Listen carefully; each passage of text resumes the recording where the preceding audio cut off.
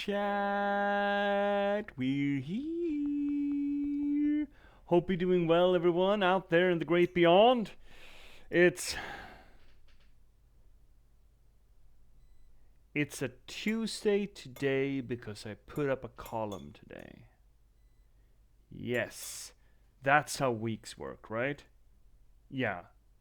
So it is a specific weekday because I did a thing that I'm supposed to do on a specific weekday. That is not a tautology, is it? Surely not. Hi, chat. Hope you're doing well. On this, our little corner of the universe, the internet, and all things Twitch, where we try to treat the games that we play from more of a literary standpoint. That is to say that we treat the games that we play to close readings, structuralist analysis, deconstructions, pretty much anything where we can get our hands on to try to figure out maybe not so much what the story is, but rather how it's being told. Why do we do this? Well, I mean, there's the lofty ambition of trying to raise the bar with which we approach the medium of gaming, what we expect from it, and what also raising the bar on what society can expect from gaming as a proper and respectable art medium. And it's also just the fact that I fucking enjoy doing this stuff. I think it's fun. I do this on my own, There's that, but primarily I do it for, well, insidiously selfish reasons. I started streaming not to become a professional streamer and just, spread joy and entertainment into the world, even though those things are certainly fun. I did it to promote my own work. You see, I am an author. I'm a writer.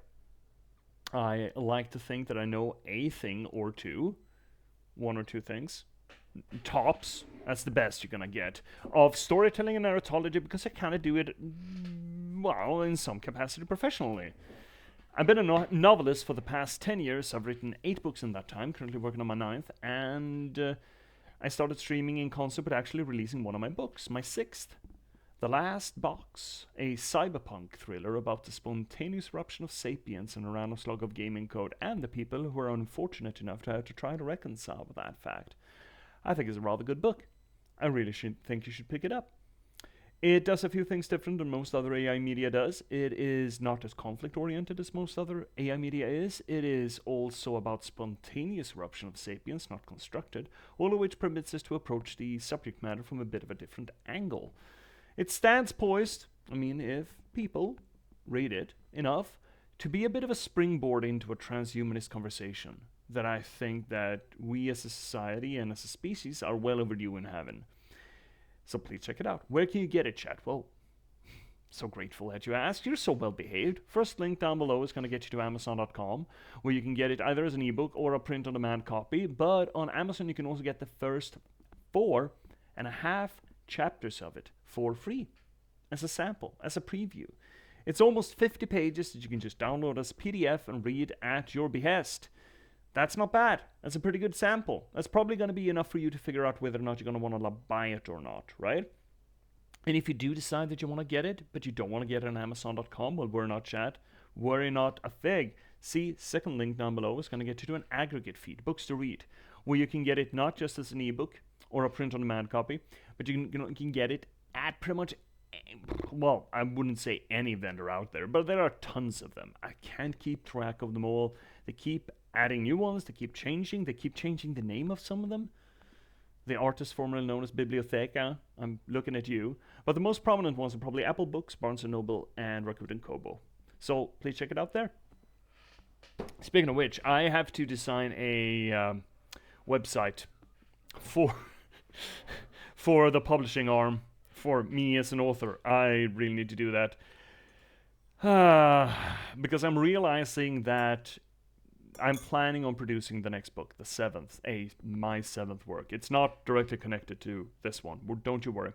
It's a completely different thing, and I'm going to produce it during this fall. However, I'm realizing when I have more than one book to promote here, I need one place to point you to. And I need to fix that. I just need to hunker down and actually do the work.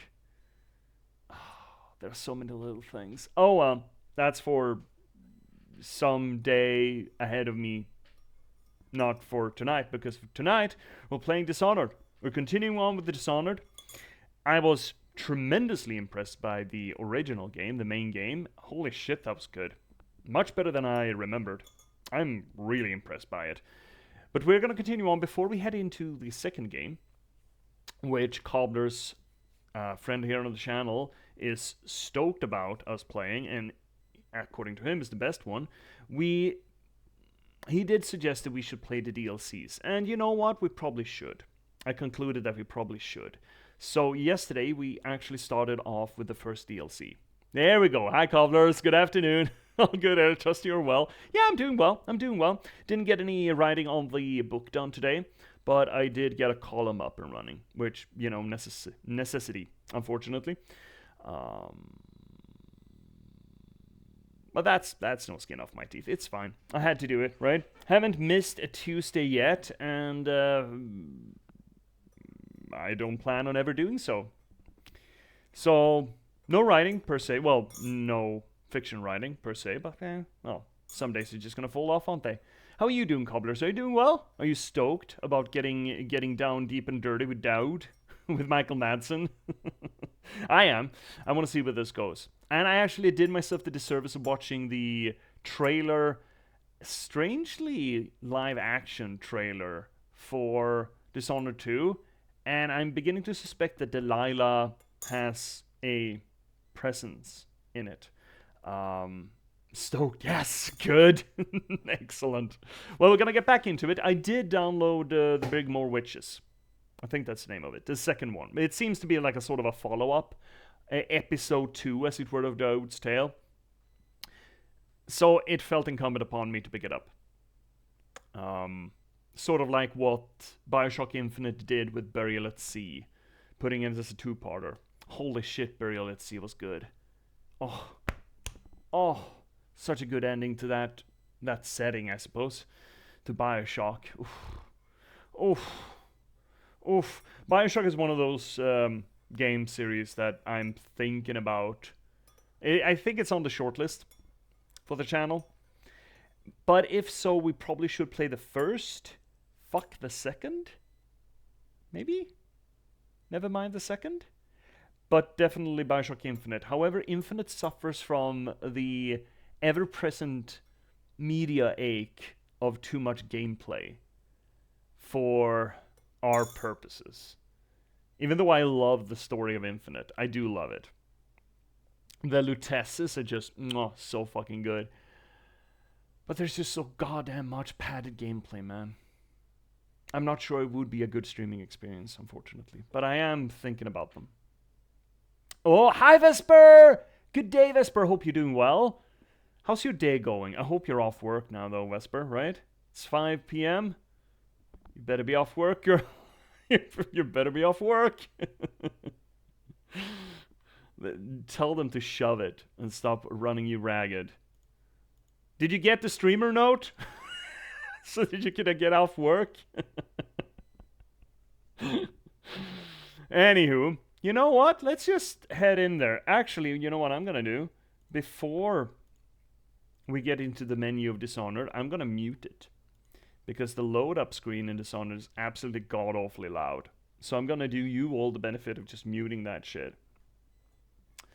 And then we're gonna continue on with Dowd. We did rather well, I think. The game design of it was a little bit of a shit last area, when it sent us on this sort of treasure hunt throughout the map to get a key. I felt like that was massive disrespect of the game, but, you know, it was kind of funny.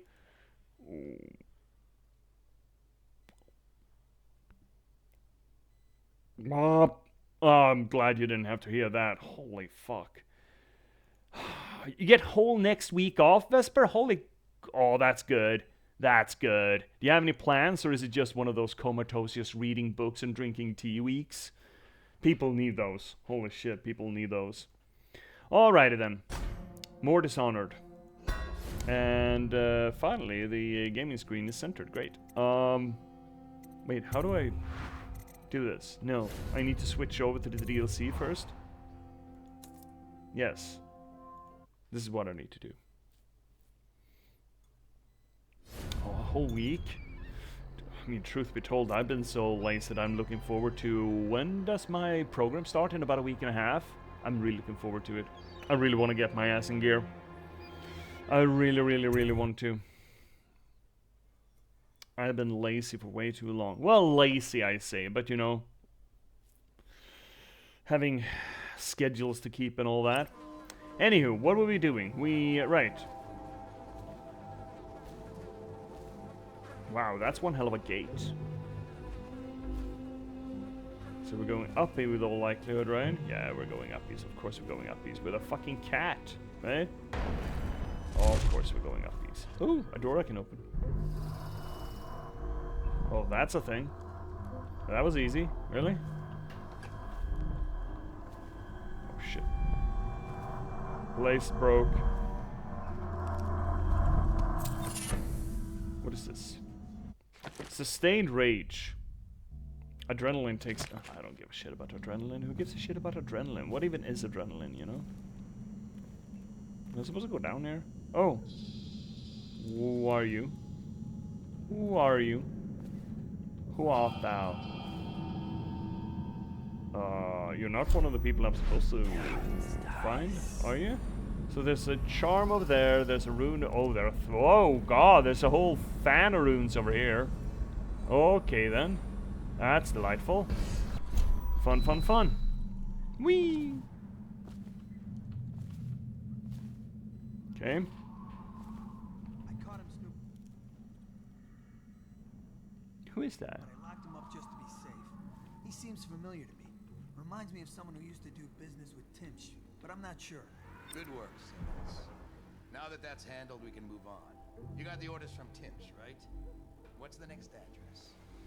Crow's Court off Bramley Street. But there's a problem, sir. The Forrestalls live there, and their kids used to sneak us food at the back door. I know it's the job, sir, but it's awfully hard seeing them turned out like this. They don't even have the plague. I've been there last week. Excellent. Simmons, you'll show me this back stoop and we'll go in that way. Start tallying the place up. You've given us the tactical advantage. We'll get Timsh's money. But, sir... I'll put it another way. You think I care which door we kick in tomorrow? The next day? Behind each is another useless pack of aristocratic sots and their precious offspring. And I don't care if they all end up mudlarks. Sir, they've been good to me. Simmons, before I worked for Barrister Timsh, I was dredging out the real Weeper dens. You ever done that? Ever broken down a door and bathed in that stench? Fought housewives with blood on their faces, swinging at you with a piece of broken furniture. Other times it's just rats inside, hundreds of them, stripping some drunk to the bone. Maybe you'd like to be transferred to my old squad. No, sir. Certainly not. I used to call myself brave, Simmons. Till I saw a man lose a fight with a pile of rats.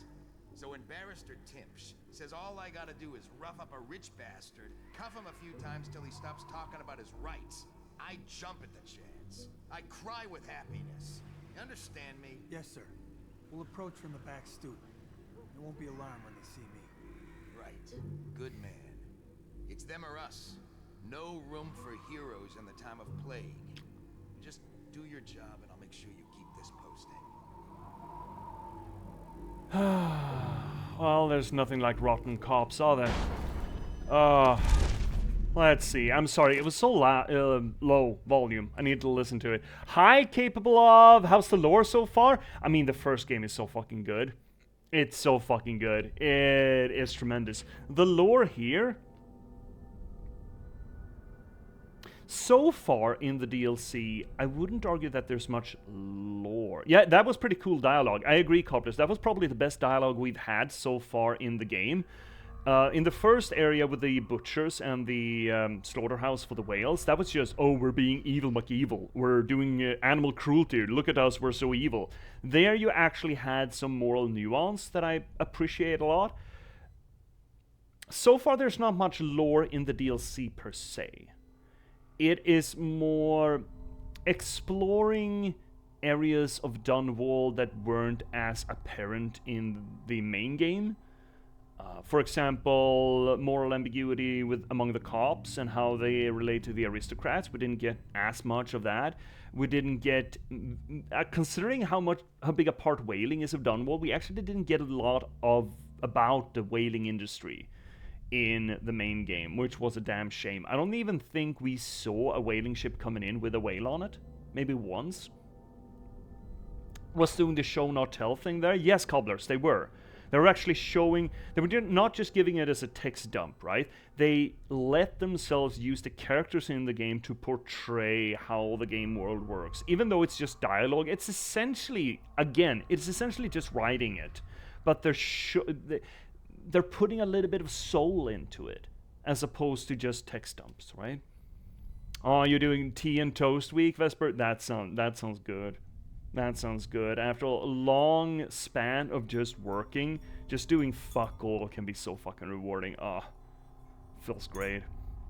So yeah, I mean, the lore so far of the DLC, yesterday, I had some opinions about missed opportunities, a lot of tell don't show, a lot of big text dumps that weren't really helpful for the narrative. But weirdly enough, as soon as we got into this second map, a lot of those problems have shifted away. It's almost like the first part was written by a completely different writing team. It's weird. The whole experience has been sort of jarring, and it's interesting to look at that sort of disconnect almost. We'll see where it goes. We'll see where it goes. But I mean, I'm absolutely invested since playing the original game. Or replaying the original game, I should say. Hi, buddy. What's your problem? Dowd, isn't it? You wouldn't be in this district unless you were after Timsh's head. Some part of What it. do you want? Revenge. To do to Timsh what he did to me. I want him homeless, a victim of one of his own eviction documents. Oh.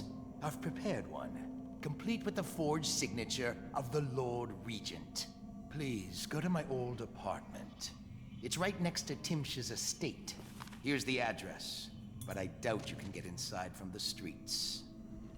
There you'll find my journal, which contains the entire plot and everything you'll need. But you're a businessman like I once was. I don't expect you to do this for free. If you do go to my apartment, you'll find something stashed there. Consider it your payment in advance. Okay, what concerns me here about that ploy, I don't mind that ploy per se. What concerns me is the same thing, well, the thing that happened to us in the last area, where we were given two choices of how to solve the place, the area, and it locked us out of doing both for no real reason, really. And now we're on the clock. We're working for Thalia, was it? I think. The niece of Timsh. And now this other dude is giving us an offer. And fuck, Thalia was first. You know, first come, first serve. That, I feel, is the professional way of doing things, isn't it? Why should we open that lightning door? I don't think we should. Also, let's take another look for all the collectibles. Nothing behind us, right? No. Can't really see anything. Too far away. That's the apartment. What exactly? Okay. What are we doing here? A limiter owner Tish. Granny's recipe from the 78 Roll of the World. Huh.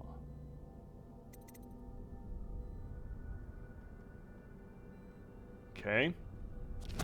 Can't see what we're supposed to do here for Thalia. She wanted Timsh's things.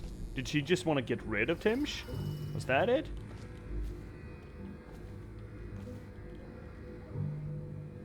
Oh my god, this place is so well designed. Oh, it looks still so goddamn good. You can still get the Nazi vibe, right? I mean, it's the hanging red flags, that's a dead giveaway. But the buildings, there's some sort of a blend between Parisian turn of the century along with, well, it's perhaps mostly that, But I'm also getting some Bavarian feel to this, which feeds into the whole Nazi aesthetic, right? That's a weird door. Okay. Cool door. Cool door. It looks so believable in a real way, yeah. Yeah, it does. Holy shit. I love the cast iron cover of the facade. Oh, you're actually right. I never thought about it. Oh, capable! Oh, dude! Dude, stick around, bud. This is exactly what we're doing here on the channel. We're detailing, again, the narratology and the storytelling of the thing, but we're also sort of looking at the symbology, at least, well, depends on what games we play. But it turns out that Dishonored works a lot with the symbology of things. I had a whole diatribe on the second stream about Corvo Atano, how he's holding Jessamim's heart in his left and the instrument of vengeance in his right, as a sort of symbol of the morality balance that you got going in the game. Dude, stick around. We're gonna get more into that stuff. But yeah, I mean, just look at that, right? Look at that. That is exactly what you would assume from a sort of a Alpine governor's estate in 1939, right? It's the same thing. It's the same picture, right? Isn't it? It's really good. It's. I mean, okay, Capable. Since you knew, I'm gonna give this to you again. I feel it bears repeating. Fascism as an ideology or an aesthetic, because there's a lot of overlap between just ideology and aesthetic when it comes to fascism. Designed in, if I don't misremember, like the 1910s, 1920s, as a subset coming out of Italian futurism, where, you know, fascist, I forget his name now, Mussolini came to power. It is, well, we know fascism these days mostly as a curse word, but back then it was more sacrifice yourself for the benefit of the government, masquerading as the country. It was a lot of strength through conflict, and you are not as important as the state. Couple that by the fact that fascism was designed by a lot of artists, poets, painters, fashion designers, bringing us to the Hugo Boss,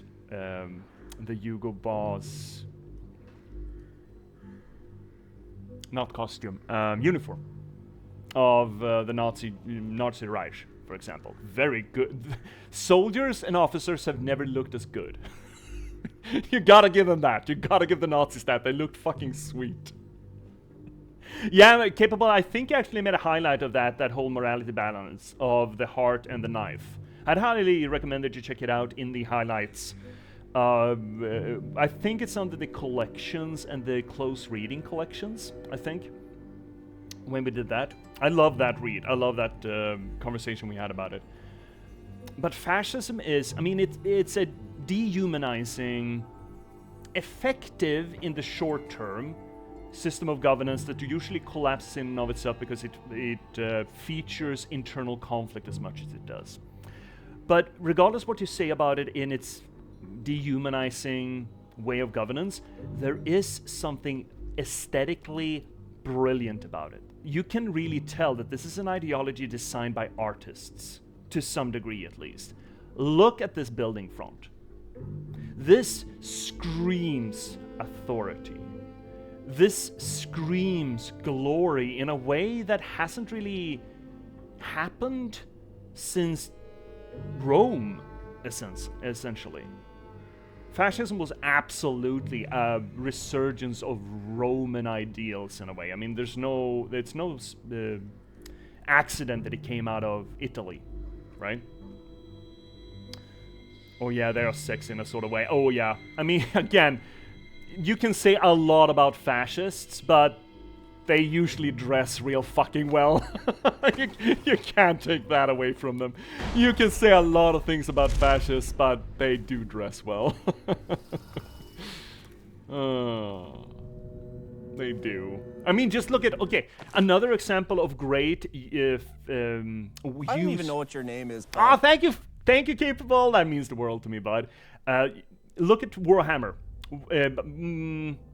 All Warhammer, really, but mostly Warhammer 40k. That is sort of fascism charged to 16,000% and just head off into the great beyond with it.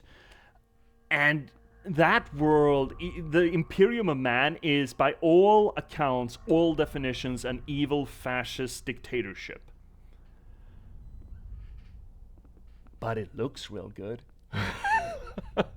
And even people in contemporary to the construction of fascism in 1920, 1930s, even artists and poets that were opposed to it, violently opposed to it, I forget who it was. There's this famous quote about a civil rights artist or poet, I forget which, who was at one of these rallies.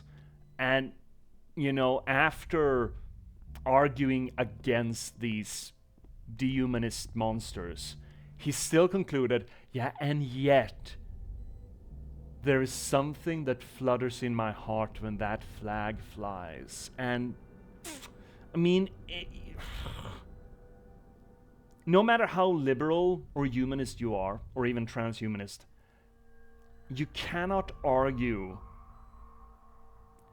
that, or at least you cannot argue that it's not understandable that some people are enamored with the aesthetics, at least. Which is, I mean, probably a reason why they put so much effort into the aesthetics of fascism, because the ideology itself is not beautiful at all. So they put all they put all their marketing budget in aesthetics. They didn't put it in the policy work. They put it all in the marketing department, okay? Anywho's it. And look at the clean colors, man. White, brownish gray, and then this stark red just popping. Red and white and gray. There's a lot of red and white and gray in Dishonored 1 and this. I don't think that color combination is as prevalent in Dishonored 2. I think we're actually going to get into colonialism more in Dishonored 2, so we're probably going to talk about that too. And that's going to be fun. I'm looking forward to that a lot. Oh, in the painting? Or behind the painting? Behind the painting, I bet. Yeah, behind the painting. I was supposed to knock this shit down. A pull down. Whee! Ah! Fuck! Smack my head on a painting. Yeah, that's fine. Eviction document. Apartment number 10 key. Roland's journal. Oh, that's not... Okay, fine, I'll read it. I've been piss poor at reading these long ones. So Timsh thinks he's invincible because he carries a letter from the Lord Regent giving him legal impunity from the state seizing his goods in case of plague. He carries it everywhere like a talisman. But he's also drafted the instrument of his own destruction. The document he uses for evictions is a generic form drafted by the officers of the Lord Regent. It was trivial to acquire a blank one. Acquiring a forgery of the Lord Regent's signature was less easy. But thankfully some of my old connections are still loyal. Now all I need to do is swap the two documents. Getting close enough to Tim's to do it won't be easy. I may need help from a professional. Once that's done, the fool needs only a push to go down, and that's the second part. Inside Tim's basement, there's a device that circulates air in the building. If some material happened to find its way into the device, the building would reek like Weeper's Den. I had to be particular about the actual material, as I do not wish to infect the guard or servants with the plague and cause needless suffering. The unsavory gentlewoman living in Unit 10 was offering to provide an odorous item and a sturdy sack to contain it. She craves my rune in exchange, so I will be forced to part with it. She was giving me a key to her unit so I can go there and get the sack when I'm ready to make my move. Well, that sounds like a thing that we could do. Okay, wait.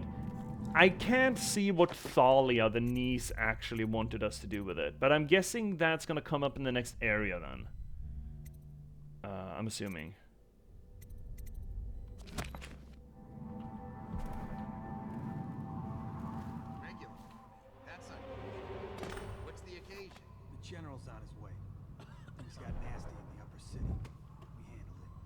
Oh, my toes. Less mess with a watch to clean up.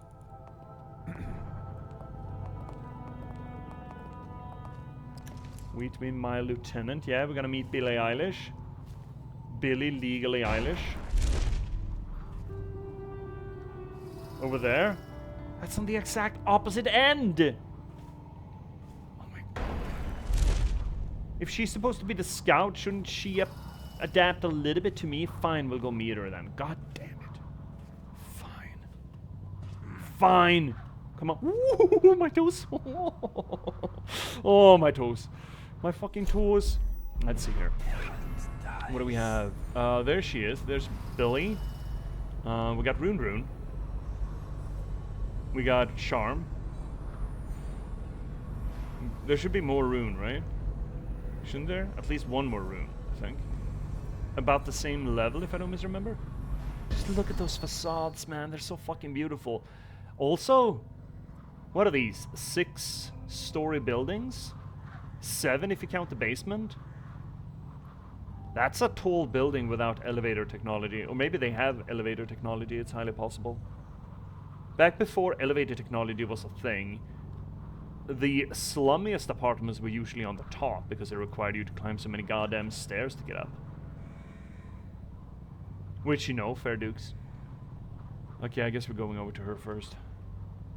Yeah, fine. Fine. Fine. Can I... Oh, that's not good enough. Whee! Can I get on top of that? Maybe I can get across there?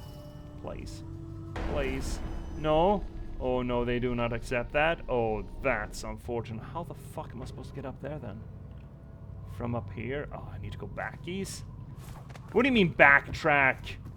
In this the year of our Lord 2025? Who has time for backtracking? There we go.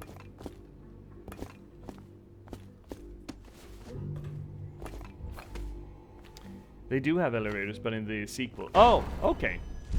Okay. So elevator technology is a thing. Oh, fair enough then. I mean, there's a lot of other weird shit, like the electronic walls, like the Tesla coils and shit. I mean, technically, Nikola Tesla is a part of this universe, so... Oh. So that's a toolkit. Wow. Hi, Billy. He's in the lobby, explaining his little system. Whee! Off she goes. Shh, spoilers. Spoilers. Reconnaissance notes. Timms is vigorous for a man of his age. He's known to keep himself armed with a sword and pistol, even when he's in his own home. Well, we've met absolutely no one who doesn't have a sword and pistol, so... He's been observed to be generally restless and mobile, pacing through the building. From his bedroom on the top floor to the lobby of the lower offices on the ground floor, Timms keeps his mother's will in a chest in his office on the 3rd floor.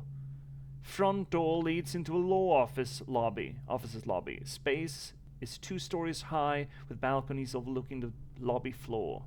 The second balcony of the facade glass door leads directly to office. Top floor balconies on the right and left of the building easy access. Back door leads to the basement, is kept locked, but the key is easy to find. Is that the one that we just got here? The dumbwaiter accessible in the basement that connects all floors, but it's a one-way trip. Once you get there, the panel is shut. Timms carries a key with him, and any important chests or cabinets are locked with it. A side room on the tap. Wow, good lord.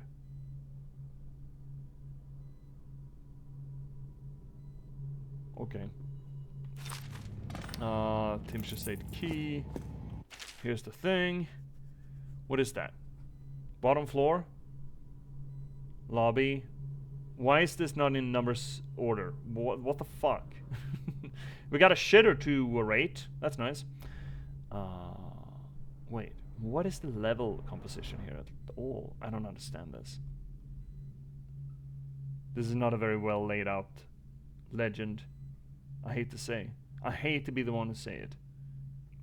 But it's probably floor number 1, 2, 3, and 4. Probably. And then 5, 6, 7, 8, 9, 10, 11, 12. Yeah, okay, I get it. Not perfect system. And then area map. Okay, I guess. Wait, what? Oh, it keeps going. Oh, cool. Okay, time to stock up. Oh no, we're fully stocked almost already. Imagine that. Alrighty then. So, here's the question then. Here's the question.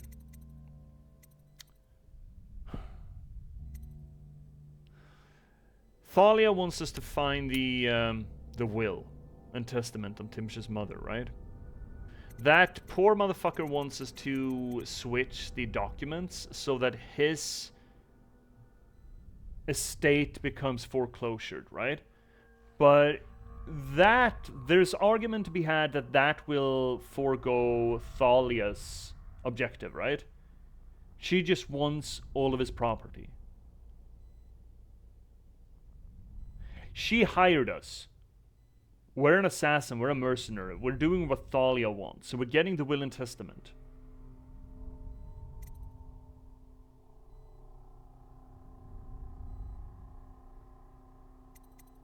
Are these divided in a non-lethal and a lethal path? Do we have to kill him and get the will? Probably.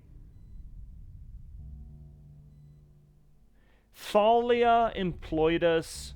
We're listening to Thalia. We're professionals this time around.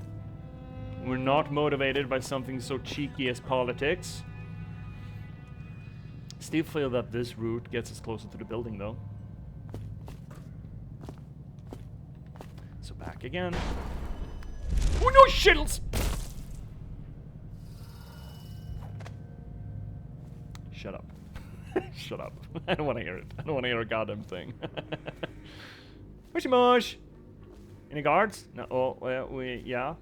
Can I just need a little boosty. Here's a boosty. Don't turn around.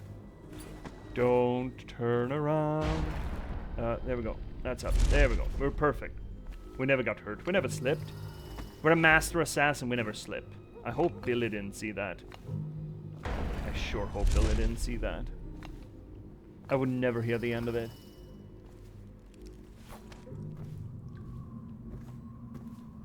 Okay, now we're back on track. Excellent. And I bet there's gonna be hagfish and shit we can eat, right?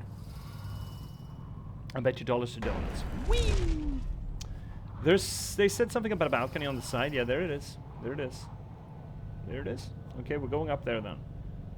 Will location is... Is there anything on the top floor that we need? Yes, there are 2 rooms on the top floor. Okay, I guess we're starting from the top then.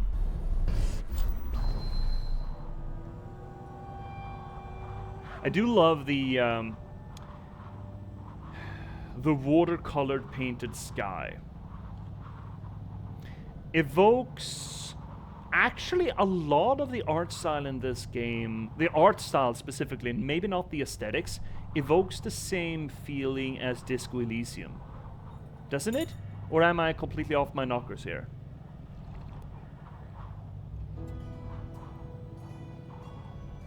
Have you played Disco Elysium? That's a game that I want to play on stream, but it's really fucking long. It's so fucking good though. It is unimaginably good.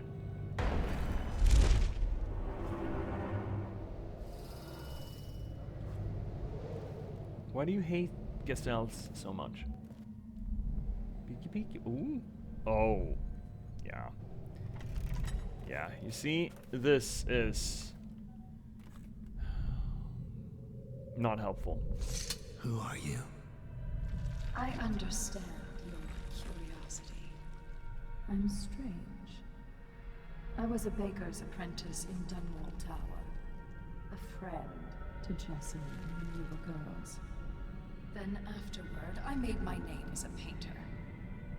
Now, I'm obviously something much greater. That satisfies you. Because you won't get more. I ought to just kill you.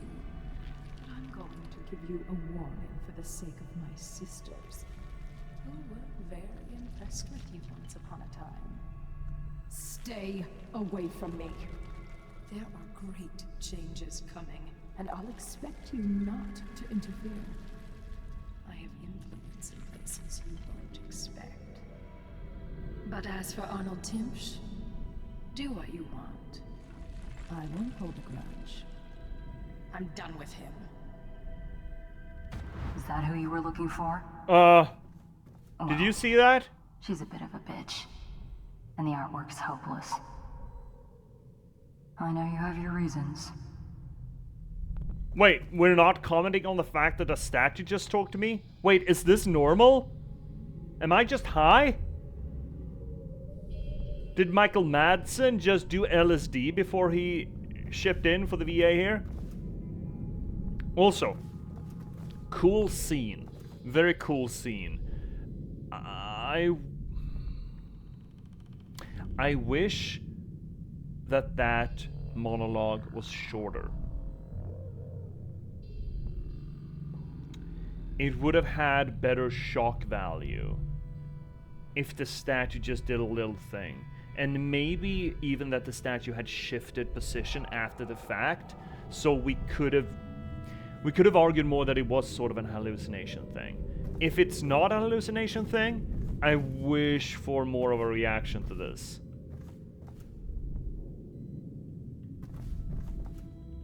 Is she breathing or am I? I'm breathing. Yeah, cool scene. But again, there are details to it. For example, how her feet are aligned. Game developers, what the fuck's going on here? I've never been in high heels, but I don't think this is how they're supposed to go. I think you're doing high heels wrong, Delilah. Hey there. Hey there, Delilah. What's it like in New York City? I think you're misaligning your pumps there and you're gonna break your fucking ankles, Delilah.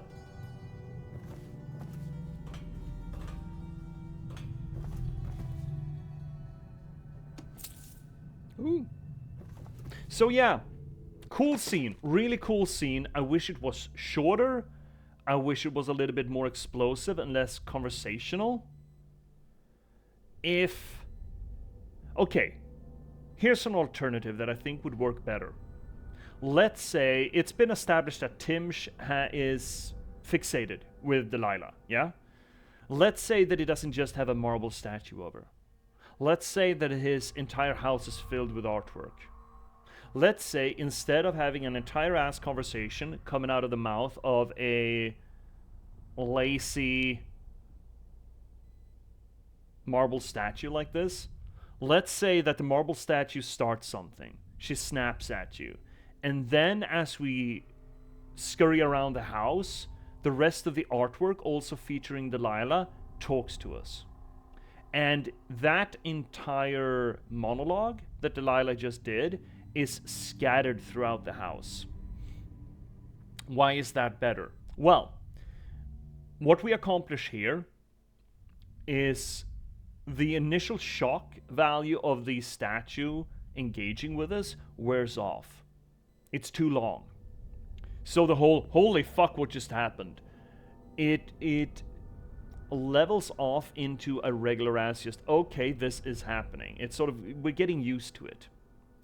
If you would have cut it off early and sprinkled it among other pieces of art, different pieces of art, across the building, then you could have kept up the same sort of exposition, but kept the reaction to that exposition within the framework of the shock value, which would have raised the feeling of unease.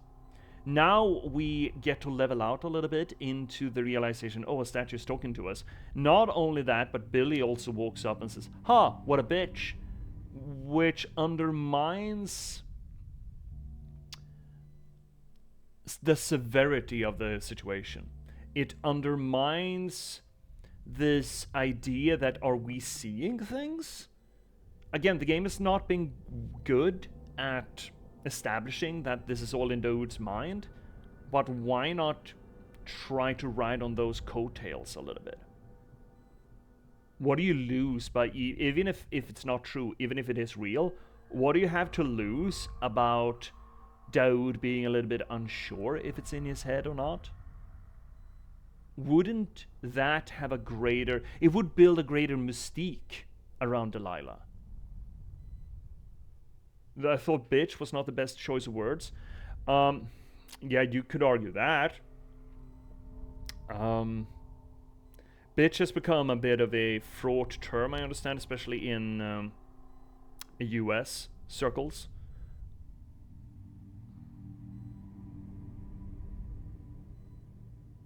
I don't know how problematic that use of the word is. Does it work in the theme of the game? Maybe. There's a lot of very good derogatory slang out of Britain, though, that you could have used. It doesn't say much. That is true, cobblers.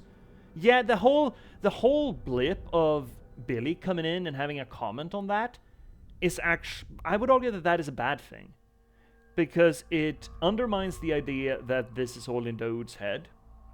It also trivializes what just happened. It doesn't do anything for Daoud's character. It doesn't do anything for Billy's character other than making her seem nonchalant, I suppose. It bagatelizes the whole thing. It trivializes it. Which I don't think is the idea when you have a statue suddenly coming to life and talking to you. You shouldn't trivialize that, should you? It's sort of pulling your punch a bit, writing-wise. And I don't think it serves the narrative well. Then again, I'm still not certain what they want with the narrative here. Let's see here, cobblers. It comes across as a put me down rather than something meaningful. Yeah, this almost makes her sound like she's an edgy teenager. I don't know where they're going with Billie Eilish. I mean, Billy Lurk. I have argued that I would have preferred that the relationship between Daoud and Billy would have been that of master and apprentice, and if they'd gone into that venue with their relationship, then I wouldn't have minded, edgy teenager necessarily.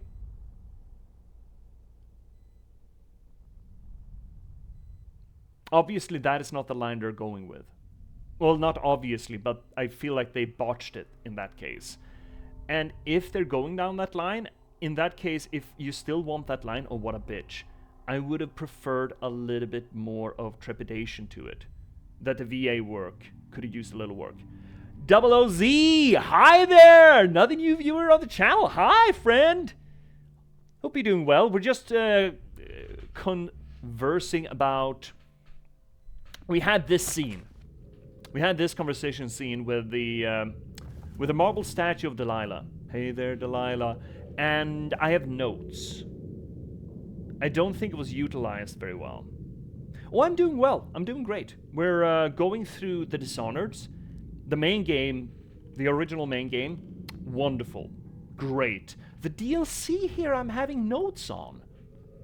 It's not quite as masterfully crafted, I'd have to say. A poem by Delilah. Interesting. When pretty Emily woke... Oh, okay. Yeah, this certainly feels like a toss-up before the second game. What's the timeline of the game releases? What's the timeline of the original, the DLCs, and the second game? The release dates. When pretty Emily woke one day, she saw the world a different way. Her eyes now looked with a stranger's guile. Her dainty mouth smiled a stranger's smile. Her hands now worked the stranger's wrath. Her feet now walked a stranger's path. Emily fed, another grew stronger.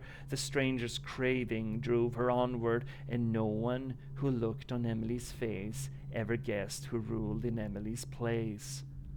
Okay. So, reading like someone who wants to replace Emily. Or become Emily. Essentially a doppelganger or wannabe poem. I love the Dishonored series, and I was reading your bio and definitely interested in hearing your thoughts. Oh, Double OC? Oh, I got treats for you. I mean, we're halfway, we're kind of at the actual midway point of the whole series. There are archives available to you. There are highlights that I picked out for that archive. If you can't find them on Twitch, if they sort of run out, I do have a YouTube archive where I put it all up, if you're curious and want to binge it. Because I feel like we had some really good conversations about the first game. Really good conversations. I'm particularly happy about the I'm linking YouTube archive right there. I'm particularly happy about the conversation we had about the sword and the knife. I can put that up as well. I think that was close readings. No, apparently not. Literary theory then? No, it's not a collection. I'm pretty sure that there we go. Heart and the knife, the conscience in our left hand, vengeance in our right. Go to VOD page. Let me put it up for you here. Here we go. It's like an 8-minute long thing. It's sort of an example of the sort of conversation that we get into. And I was happy about that read vis-a-vis the game. The amazing thing is, though, that the conversation could be completely different if you play a different way. In this game? Well, in this DLC. And if so, in regards to how we played in the original game, or how we played in... because this is just the second mission.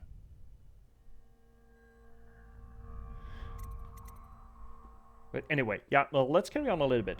We have 3.5 minutes until our first ad break, unfortunately. Let's see here. In the whole thing. High chaos. We did a low chaos in the original. We went ape shit at the slaughterhouse. We went ape shit in the slaughterhouse. I actually feel a little not bad about the butchers, because fuck the butchers. But I am gonna calm down a little bit here and play a little bit more professional. Let's hear colors. I'm also a big Dishonored fan. Unless the VODs on YouTube that he did are brilliant. Oh, thank you, buddy. Are brilliant and should be archived as a valuable addition to the series. Dude, holy shit. That's high fucking praise. Watch them. If you love the series, you will love the VODs. Fuck, colors. That's high fucking praise, buddy.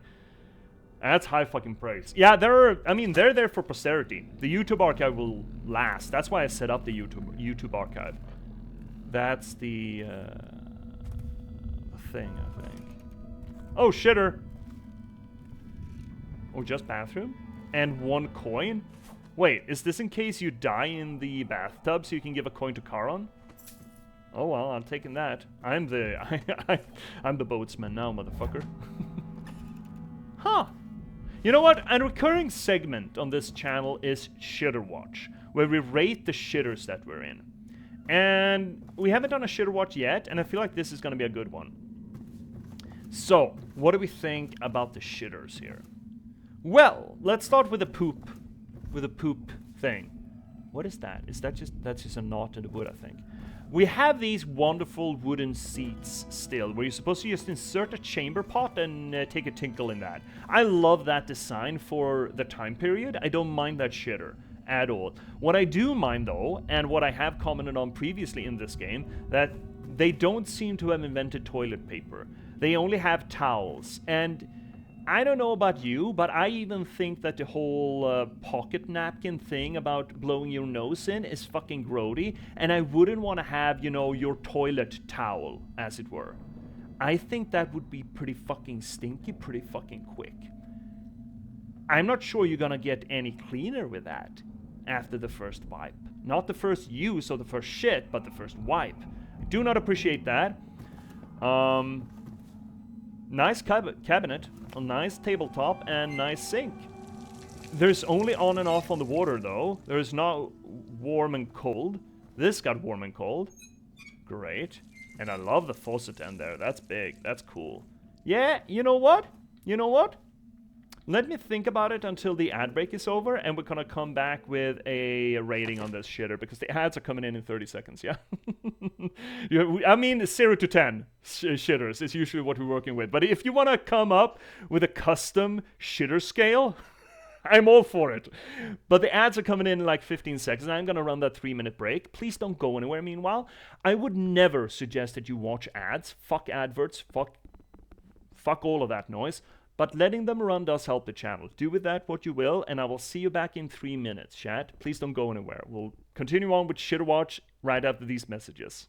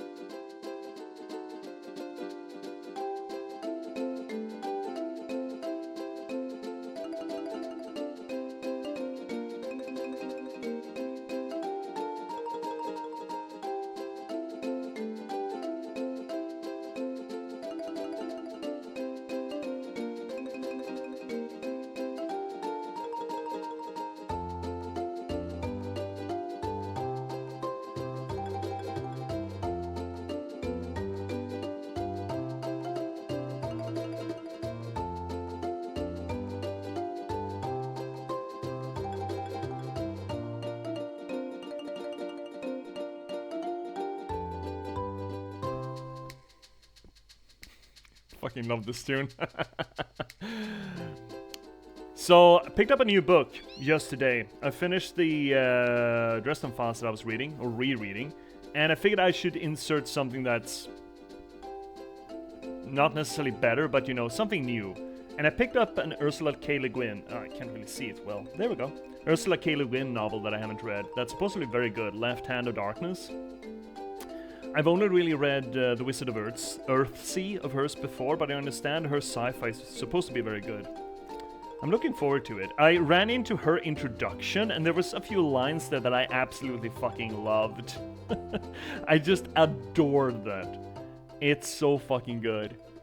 She writes about when you're writing sci-fi, you're not predicting the future, you're observing the current state of things, and you have, as a writer, no real authority to say what will happen and what is real. You're a fucking liar. And she says, I talk about the gods, I'm an atheist, but I'm an artist too, and therefore a liar. Distrust everything I say, I am telling the truth. The only truth I can understand or express is logically defined, a lie, psychologically defined, a symbol, aesthetically defined, a metaphor. She's really fucking good. In reading a novel, any novel, we have to know perfectly well that the whole thing is nonsense, and then, while reading, believe every word of it. Finally, when we're done with it, we may find, if it's a good novel, that we're a bit different from what we were before we read it. That we have changed a little, as if by having met a new face, crossed a street we never crossed before, but it's very hard to say just what we learned or how we changed. The artist deals with what cannot be said in words. The artist whose medium is fiction does this in words. That's very good. I'm looking forward to it. Ursula K. Le Guin is good. Lurking for a few minutes while I go and poke the dinner. Oh, yeah, no problem. We appreciate the lurkies here. So let's take a look at the shitter meanwhile, while the lurk proceeds. So we got a functioning cupboard. We got a nice tabletop. It's a little bit weird to just have on-off water on the sink, but have hot and cold on the bathtub. But you know what? It's kind of a turn of the century sort of thing. I'm assuming that these mirrors are better than they look. Two of 3 of the lights are out. Nicely folded towels, I appreciate that. It's a little bit weird to have this high back chair, but I guess it goes with the aesthetics, right?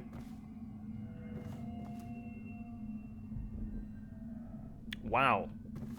That's one hell of a painting to have in the shitter. It reminds me of that, what is that romantic painting?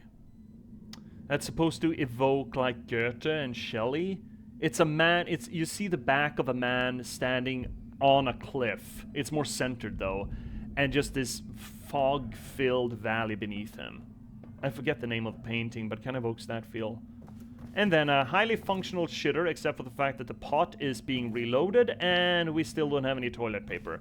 You know what? For the... Oh, man, it's still high ceiling and that's a motherfucker. But they actually do have a vent in it. Oh, I like... Or a lamp? No, there's no lamp switch. There's no light switch. There's got to be a vent of some kind. You know what?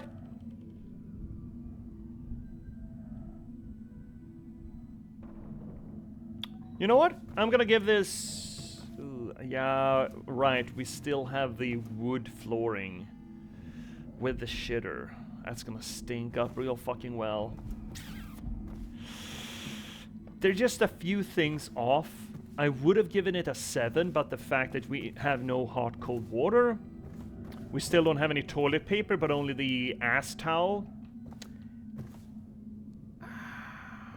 and that 2 of 3 of the light fittings are out, it's gonna turn it down to a 6 shitters out of 10. I still feel like this is a high class shitter as far as everything goes. 5 out of 10. Dirty rug, yeah, but I feel like if you're a bather and you're having... What is this rug? It's like silk or some such shit. It's certainly not frotté, right? I bet that's a very difficult rug to keep clean. You know what? I would not be as harsh as 5 out of 10, but I cannot give this in good conscience a 7 out of 10. So we're down to, for me, a 6 out of 10 shitters. Oh, that's the toilet paper problem. Okay, if I was allowed to bring my own toilet paper, I would shit in this shitter again. Imagine how moldy that'd be too. Yeah, OOC, but you got that's the whole problem with the wood flooring. Imagine even a speck of spill. I guess this is not a stand shitter. You don't even take a... That's a lot of spattering. Oh my god. Okay, this is gonna... Oh no, we're down to at tops of 5 out of 10 now, OOC. Look at that spattering. If it was all clean, a 6 on my scorecard. Yeah, Cobblers, kind of reading that too. Atmosphere is good, privacy is there, class is there, desirability, longevity. Maybe not longevity with the wood flooring though. Scent would not work well with the wood flooring. But look at that spattering. It looks like someone left this cover out for the seagulls to shit on. I mean, okay, to be fair, I have spattered in my days, okay? I am not... Okay, I do not believe that my shit don't stink, okay? I do not believe that my tummy tum-tum cannot give a pooty poot-poot hard enough to get spattering all the way up to the fucking ceiling if I tried hard enough, okay? But people, you wipe that shit away! You don't just leave it! Especially a wood varnishing! Especially not on wood varnishing. I'm assuming that in one of these cupboards, there's like this big pail of cleaning liquid, like soap or something, for you to just wipe every fucking surface down, at least the wood surfacing, right? Yeah, this wood actually does look sealed. I think it's more reasonable to have a sealed cover of the shitter rather than properly sealed flooring. That's gonna abrase enough that it's gonna wipe away after a while. So, but still though, for just the sheer humanity of it, you wipe that down. Yeah, good resin seal would make it easier to clean. Wipe the plaque off, one squirt bang, and the place is clean. Yes, but still, do that then! Just fucking do it! And what are you eating? Is this what happens when you eat hagfish? Why are your specks white?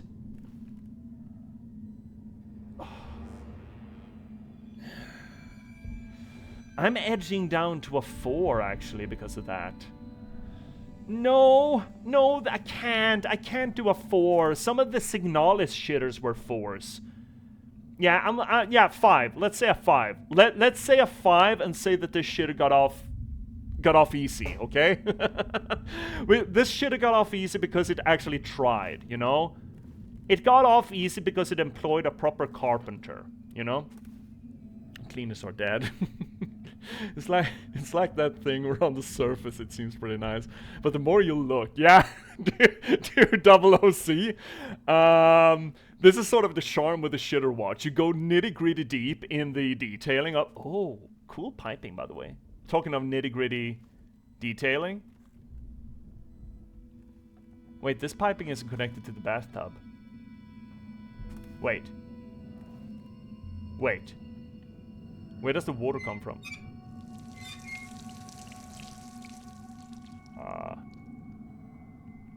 You know what? Let's just say 5 out of 10 and say that this place got off real fucking easy, okay? I came in and I was thinking 7, but it changed the closer you look. Yeah, Cobblers OOC, neither of you were here earlier this year when we were playing Freebird games.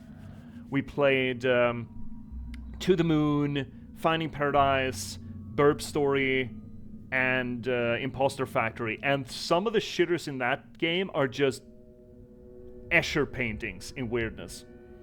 Miss Heresy here, call the Overseer. Well, it's Daoud making the call, and I think for Daoud, anything with hot and cold tabs is a 10 out of 10, so let's split the difference. I love Shitter Watch. It's one of my favorite segments. See, okay, so with the Delilah paintings, this place could have been filled with Delilah paintings. And imagine just strewing a bit of pick-me-ups everywhere, every which way. Like some money, some coins. You could guide the player to visit this room in an order, right? With some clever game design.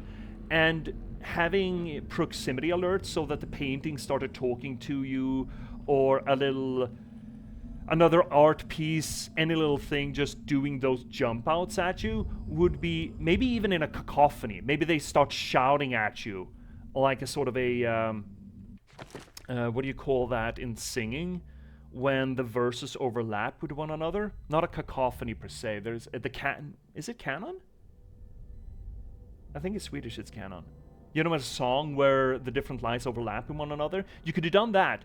So you could have woven that shit in from an initial "you shouldn't be here" or something out of her, "you found me" or something, and maybe have a half-made bust here that's still being worked on or sort of discard, and having this distorted Delilah face just carry on that conversation or carry on that sentence, and then when you're starting to come off that weird factor, walking in here and just having the painting, her starting to crawl around the painting at you.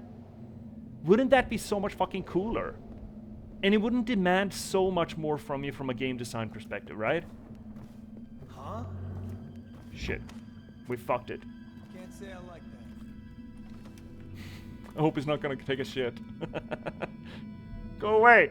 Go away! I'm doing art criticism here! Fuck off! I'm giving notes!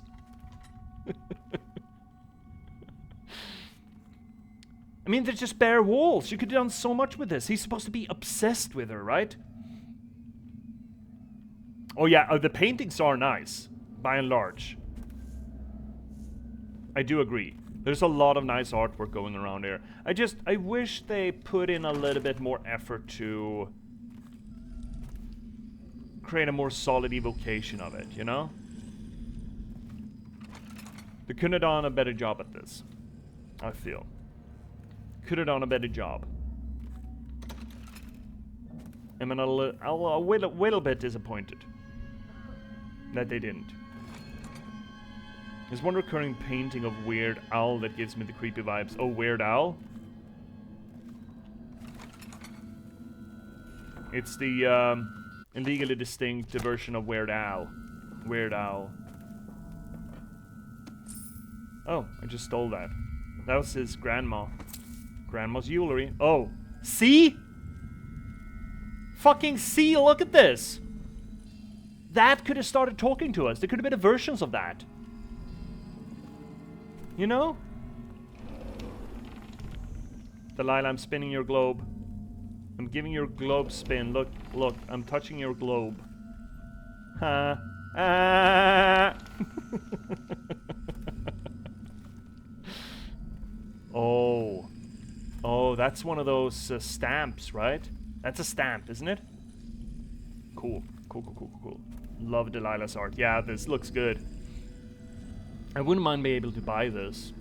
I bet this is available as one of those metal prints, right? I hear rune type sounds. Yeah, Culver's, it's in there somewhere. We're gonna get it. This is very cool. We have found some artwork that I just wish that I could buy. Back during the fall and winter, we played a lot of Cultist Simulator and Book of Hours. I want to get back to that, by the way. Do another Cultist Simulator run. But that's got some great artwork, too. Letter from Roland. Dear Arnold, thank you for inviting my wife and me over for dinner last week. We both had a splendid time. Absolutely splendid, I tell you. I also appreciate you being so patient with her episode. Not many people are as understanding, and you showed considerable grace. I'm also happy. What? My wife's episode? Is this one of those female hysteria things? I am also happy I was able to confide in you with my business arrangements. I am sure you will be able to keep them strictly confidential, but it was a relief to finally be able to vent about the frustrations I must endure daily to a colleague who understands these sort of things. I hope that you will allow me to return the favor and play host to you for an evening. Sincerely, Wiles Roland. Dude, don't trust a man named Wiles. Right? It is on display. Oh, of course it fucking is. As it bloody well should be. It looks muted. That's a damn shame. No offense to anyone called Wiles, but that pretty much yeah, pretty much how I imagine Wiles to talk. Or for that matter, how could you enter into a business arrangement or a business relationship with a man named untrustworthy? More nice paintings. Again, could have been Delilah. Oop. Single bed? Dude, you got enough money to splurge for a queen size, my guy. Dude.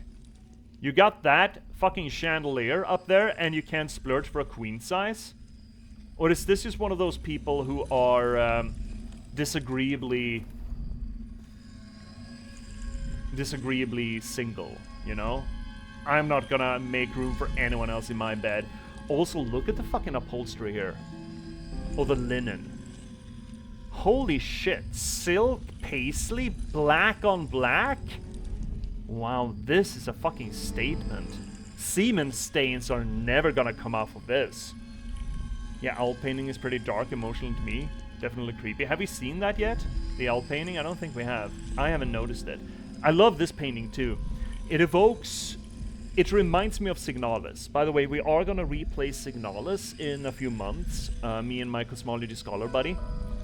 Because now we both played it, so we can really start digging into it as we play it. But it reminds me of that painting that is present in it. The Isle of the Dead, I forget who painted it. But it feels really similar to that. I think it's the color coding, that bright red spot, that really brings to mind Signalis to me. What is this? Letter from a doctor. Barrister Timsh, I am afraid I cannot in good conscience remain your mother's physician. The way you repeatedly deny her access to practices which would potentially restore her lucidity is nothing short of a death sentence. I wish no part of it. Good day to you, sir. Dr. Partridge. And a partridge in a pear tree. Oh my god, really? Fuck you, Timsh. Well, looking forward to the owl painting. There should be armchairs here, shouldn't there? Right? And a drinking cabinet, I feel. Okay, so we quote-unquote clear the top floor. And we're gonna take the scenic route to the next... Oh, right, that's apartment 10. You know what? We really should save, so we don't have to redo any of this. Imagine if we died and hadn't saved and we'd have to redo Shitterwatch. That's how saving and dying works, right? We have to redo the bits on stream, right? I think that's how it works. Right? That must be how it works, right? Surely. Nope. Nope, that's not me. That's you.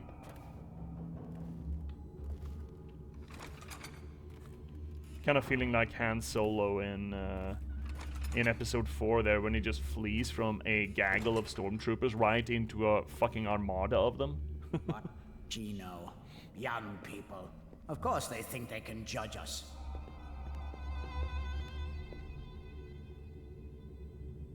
She's sensitive, sir. Isn't that what they call it? Sensitive people are wrecking this city. Sensitive people don't collect taxes, and they don't burn out the slums or create the buffer zones we need. No, they don't. Quite right, sir. Her tinny little voice calling me a monster, as if this is Dunwall's first plague, as if I didn't watch my own grandmother cough her life out. We'll all die, Captain Blossom. If this isn't stopped, all of us. Yes, sir. And when it's over, she can go to her parties at the Boyles, or summers at the Sakonan coastal towns with the money I've salvaged for her out of this. But first, she'll stay where I've put her. Yes, sir. You're a good uncle, sir, if I can say that. Uh-huh. When will the Regent's man be getting here? What was his name? General Turnbull, sir. He was expected some 30 minutes ago, but sent an envoy to communicate his delay.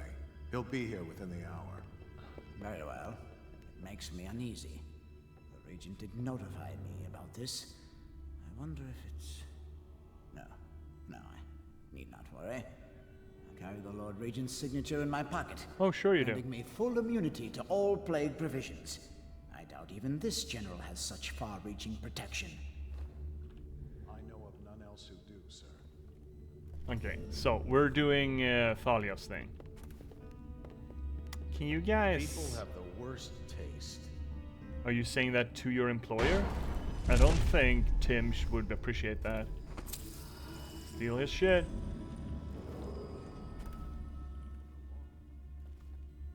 Am I gonna have to do a choke powder thing in there to get there? Oh shit! Huh? Nope. What now? Fucking god. I guess it's not staying in there. That's great. That's good for us. Actually. Why bother with something like that? Tasteless. You're gonna redo your whole thing? This is not gonna end well, is it?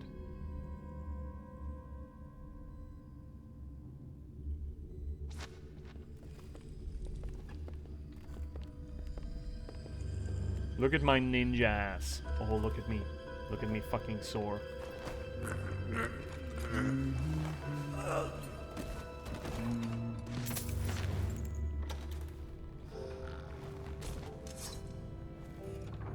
Look at me fucking sore. Look at my ninja ass motherfucker here.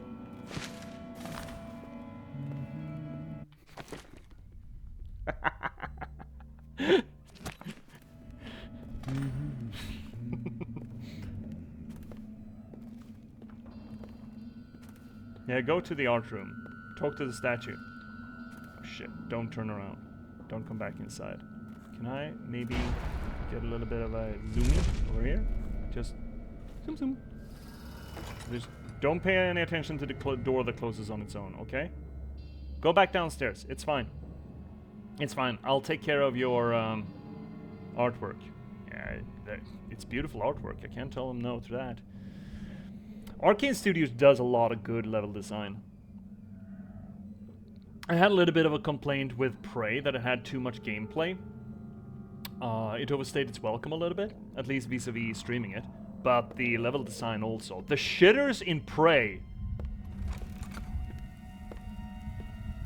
Oh, the light above them is standable? These things? Ah, that's fucking nice. Arnold Tim's Barrister.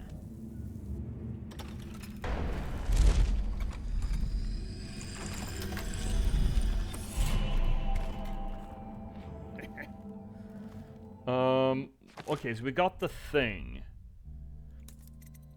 We got the non-lethal thing. We want to find the will and testament. And then supposedly we're to kill him for Thalia's sake, right?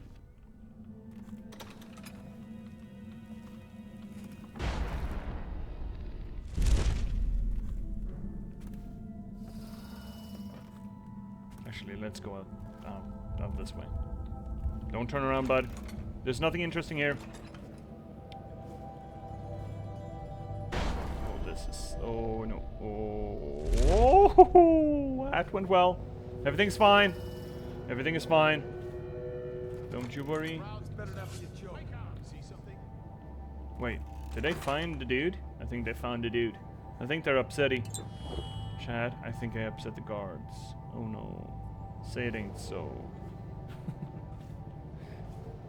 Are there chandeliers up there then?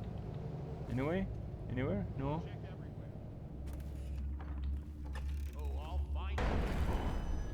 Yes! How could we let him get away? What do you mean get away? There was no one there. He just took a nappy. Just took a little nappy, that's all.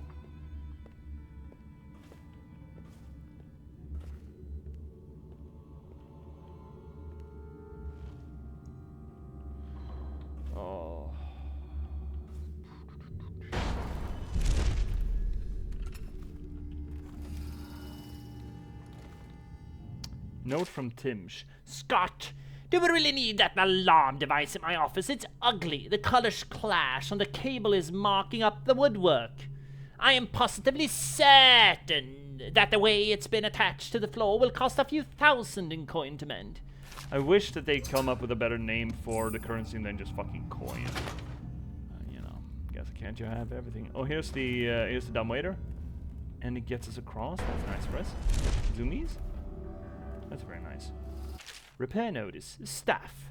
Barrister Timms was complaining about the squeaking in these doors, so they've been removed until the repair order comes in. Whatever, man. Where's the safe? Oop.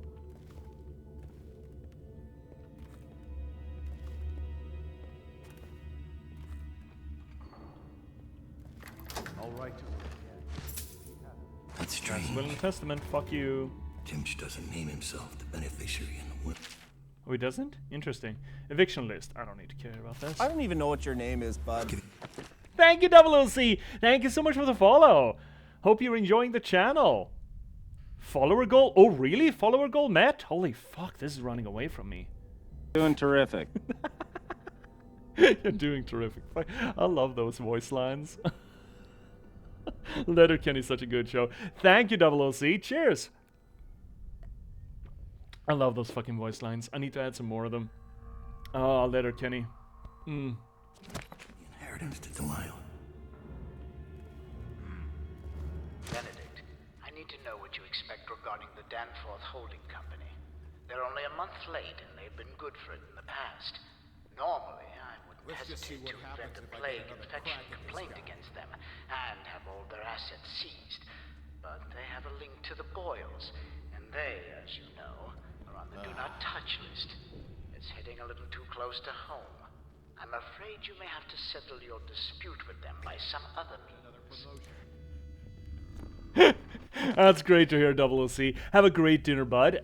Hopefully you will get a kick out of the archives of playing this, and I mean we are gonna play through the whole lot of it.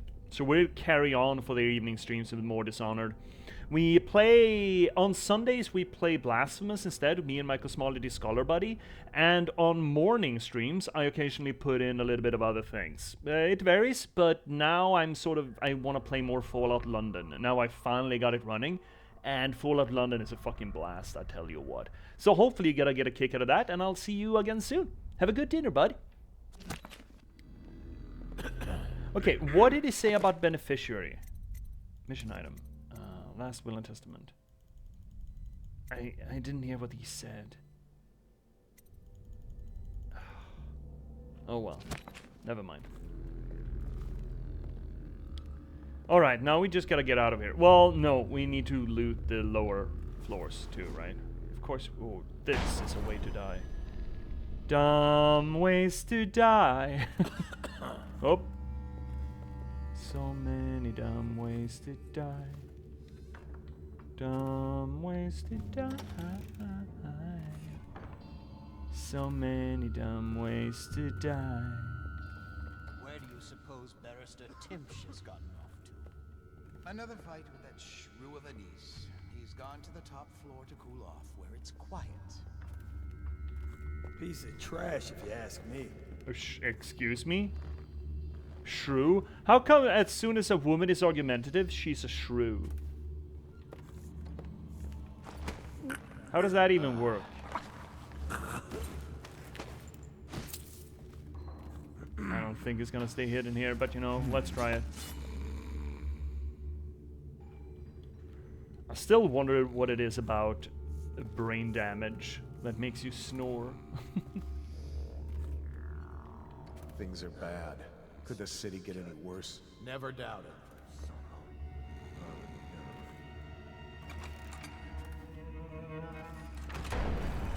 Oh, love being uppy.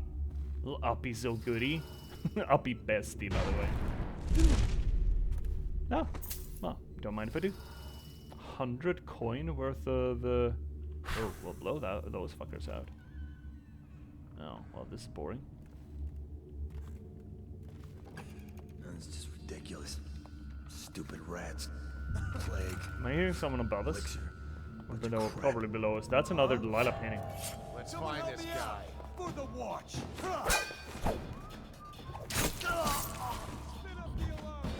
Oh fuck. Spin up the alarm. I'm like, oh fuck that noise. I'm not dealing with a fucking alarm, bud. I'm a gamer. Can't be arsed.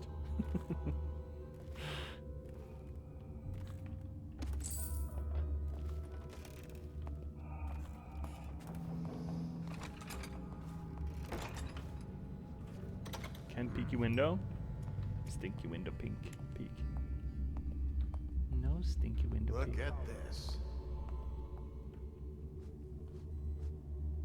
There's no uppy I can take there, right? No, there's not. Okay, I guess I'm gonna have to just wait for him. Here we go.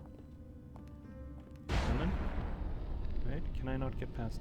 Oh, there we go. Oh, stupid goddamn. Like a fucking god. Okay, well oh, that's a cool painting. That's of him. One of her paintings of him. They are very vibrant. Holy moly. There's a boy down there. There's a boy down there. There's another boy down there. So many boys. Is there anything worthwhile down here? Yeah. Fuck. Okay. If anyone would notice. Yes, probably. I think someone would notice if that went missing, dude. You dumb fuck.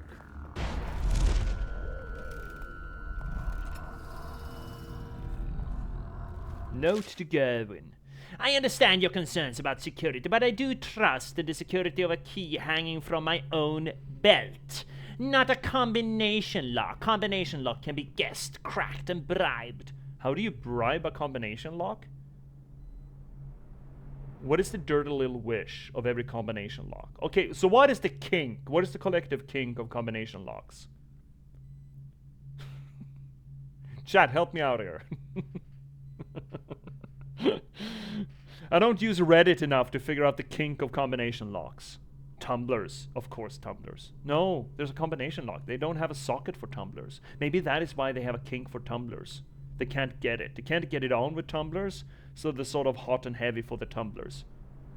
Thinking, not my specialist subject. this is the moment we get a new chatter in the channel. It's just, actually...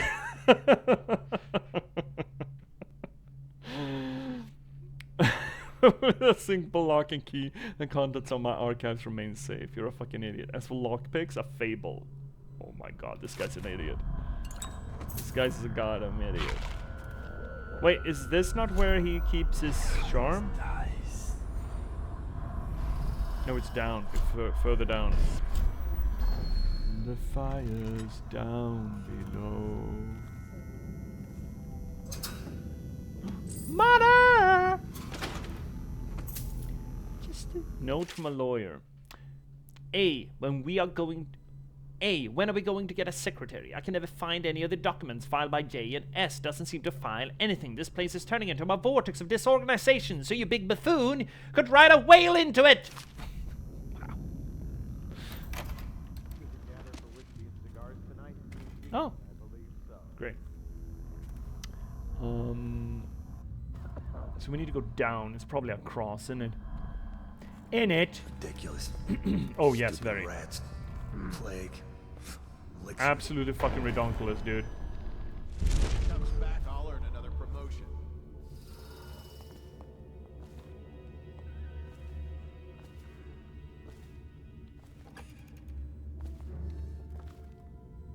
Quapes! Money! High on the lamp house? I don't think that... Oh.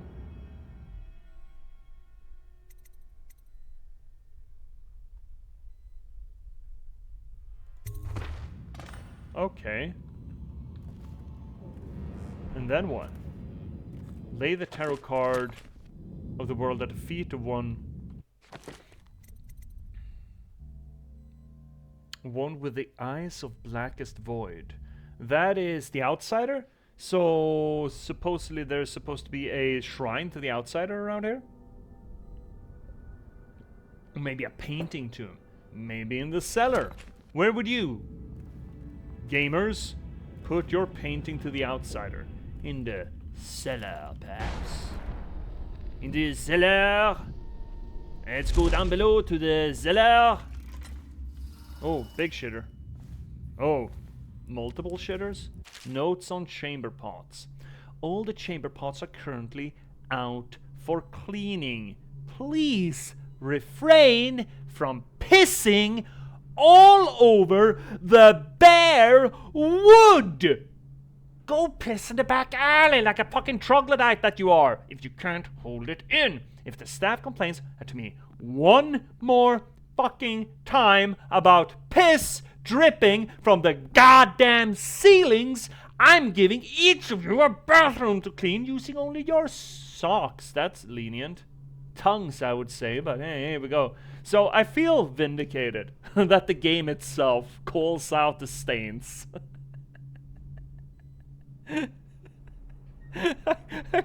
That's vindicating. Don't look at me for story assistance. I'm still wondering what lock porn is and what their dirty secrets are. See, those are the kind of, never-ending spirals of thought that I can deliver onto you, that I am uniquely gifted to grant you. Lowest bathroom score to a 3, ceiling piss, -3 points. We really should set up a actual scorecard for this. This is something that you could do on the Discord, by the way. And we could start formulating an actual scorecard for shitters. I would love that. I would absolutely love that. And and it can't just be an ordinary scorecard. I want a flow chart. I want a flow chart if ceiling piss, then -5, unless, you know, so you have to follow it, multiple angle, multiple approaches to a score. It's the right thing to do. I want that. I want that so much. I want a flow chart shitter scoring board. Please flow chart that shit. Yes, I want it. Please, chat. Vesper, if you're listening, you're the scientist here. You like flow charts, right? Surely. Shit. No, there's no one here. No. I just imagine Daoud just, doing his lurk. This is the professional master assassin lurk, by the way, if you ever wondered. He's doing this, and he's just opening the door and lurking out, and then turns and sees the guard coming down the hallway, and he just lurks backwards and closes the door again.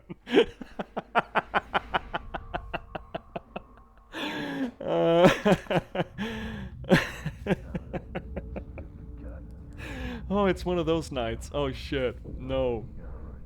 Oh my god, the loopiness has started already. It's not even 8 o'clock and the loopiness has begun. I didn't even get up at 5 this morning, you know? Oh, it turned around, great. Fantastic. How do we get to the basement then? Oh shit.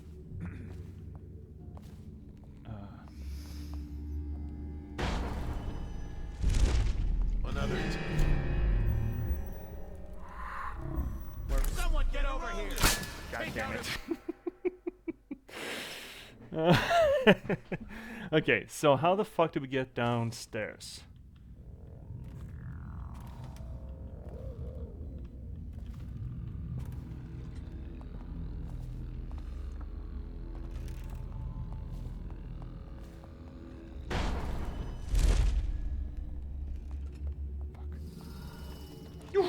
No! Ooh, shit, that could have gone poorly. I can hear his voice passing condescending comments about people's bathrooms. The paper was thin and wet, the cold seats cooled my heart. I wondered how I got here. What was I done? Or was there more? in Dawood's voice. I'm such a tool. No, dude, that the way that you wrote that brought to mind James McCaffrey's Max Payne, actually. The paper was thin and wet. The cold sea had cooled my heart. I wondered how I got there, what I had done to deserve this. How many years these stains had been there, the stains that echoed the stains in my heart. Was I done? Was there more?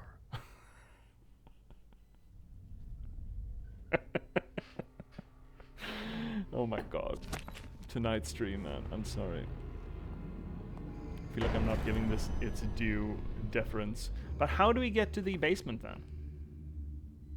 Is there only basement access from the outside? Can't keep. No. Okay, you idiot. Time to check. Where is... I love that I'm trying to hide behind the wire. just lining up the wire. Dude, it's like the bear trying to hide behind the birch. Just.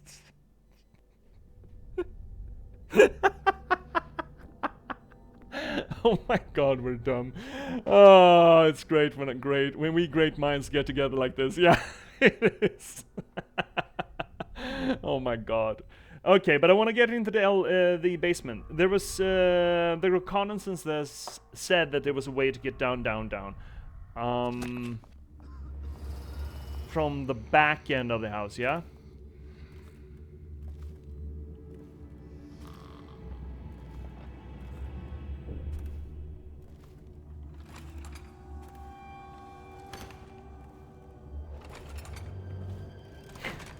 So what did you do last night? Well, I played this master assassin who was breaking into people's houses and killing people's last wills and testaments and rating shitters.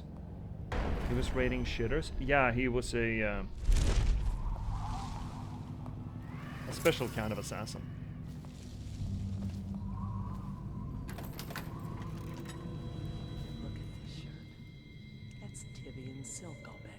Barrister Timms can afford nice things, since he works for the Lord Regent. Doing what? Anyone taken away with the sickness forfeits their property. He does all the legal details, makes it proper. Doesn't seem fair to lose all your things like that. It must be, though. Lawyers know these things. Maybe they give it to children. Yeah, sure. That's what happens. Alright, that's where we're supposed to dump that thing. What does this do? Spiritual pool. Generate mana slightly... What do you mean, regenerate mana slightly faster? Oh, that thing. Yeah, okay. I was like, we don't regenerate mana. Gone to the house. That's not quite true. It just feels like it's true. Okay, so, what do we want to do? We want to go back to... Are we supposed to kill him?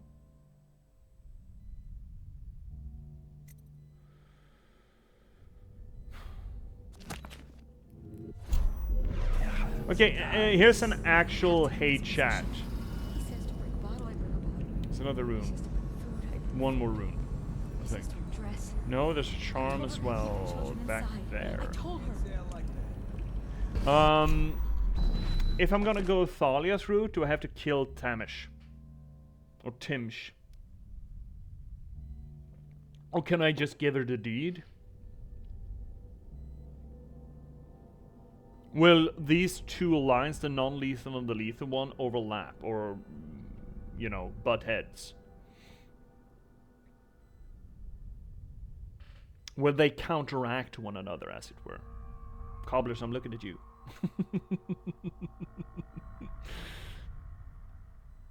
I'm thinking it will.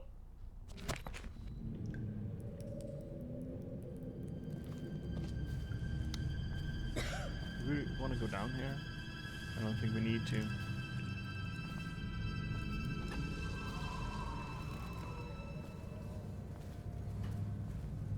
So in that case, if we're gonna go Thalia's route, we need to kill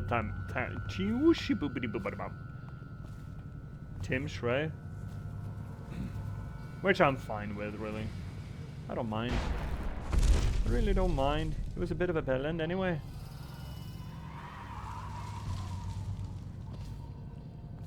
He's coming here, right? Yeah, he is. Fuck. Shit, there's nowhere to go. Oh, fuck, that was close. Let's see here. I'm in another tab making shorts. Sorry, not been watching the last few minutes. Yes, yes, yes. The shorts are coming along. Oh, right, the shorts. You gotta name them the Shoulda Watch shorts, not the Shoulda Watch shorts. There's a difference. This is important. This is vital to the work that we do here on the channel. I guess I am killing Timsh. Yeah, you know what, fuck it. Thalia asked us to kill him, right? And bring the deed. I think she did. How long do I need to backtrack to be able to get upstairs? All the way? Fuck. Shit ass. Okay, fine. Fine. I'll skibbity toilet right back to where we're supposed to be.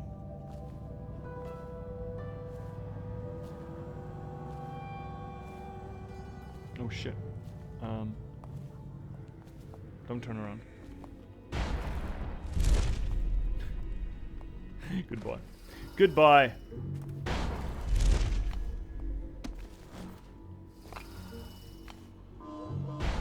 Whee! Okay. So we're killing Timsh, going back to Thalia. We really should pick up the things though, right? So we got a rune over there, and we had a charm over there. Is she back? Is Billy back? Billy? Billy, you back? Do you have anything left unsaid? Beep, beep, beep, beep, beep. I cannot expect, just so we're clear, cobblers, I think that making a flowchart that is dependent on, you know, factors, internal factors, would not work unless we had all the variables of the Shoulda Watch. But I think we're gonna keep accumulating variables, actually. I don't think that is set in stone what the variables are, and I don't think they ever will be. I think we're gonna keep coming up and keep finding variables to our work, to our great work. Falling Star. Drop assassinations sometimes give a bit of mana. Oh, that's not bad. That's nice. That's nice of it. So, back this way as well for another rune, yeah? Somewhere. Way back, I think.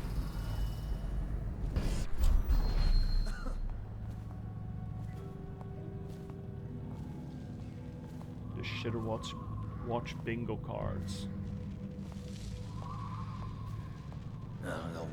And get some ideas to put on. Yeah, I put on the Discord and see what the community thinks. I think it's gonna be a living document. I think it's gonna keep evolving. Oh, that's a dead end. Interesting. Huh. Curious. Because there's a rune way back. Right? No, incorrect. There we go. Oh, that makes me curious where that actually is. Oh god, we're really... Huh? Fuck. Shit! Oh fuck, we fucked it. We always... Are you coming? Maybe wind or something.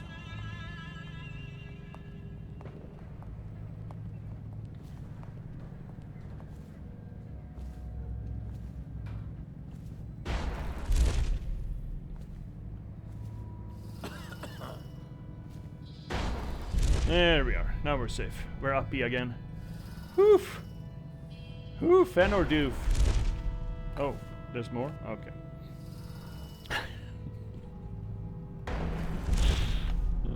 The formalization of the Shoulda Watch.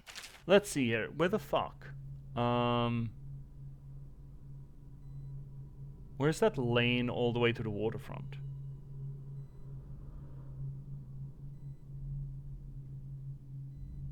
Is that the way we came? Yeah, that's gotta be the way we came, right? Yeah, that's the way we came. Oh, okay, okay. Yeah. Sewer access. That's where we came from. Yeah. Okay. Cool. Hi, Billy. I hope he dies a lingering death. Why are you being so fucking edgy? Billy the Edgelord here, by the way, chat.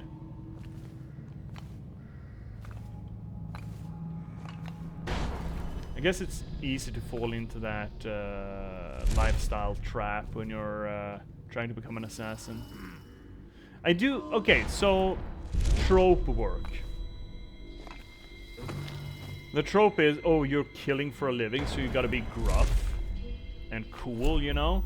I prefer actually when those tropes are subverted and shifted and changed, but that is not always the case.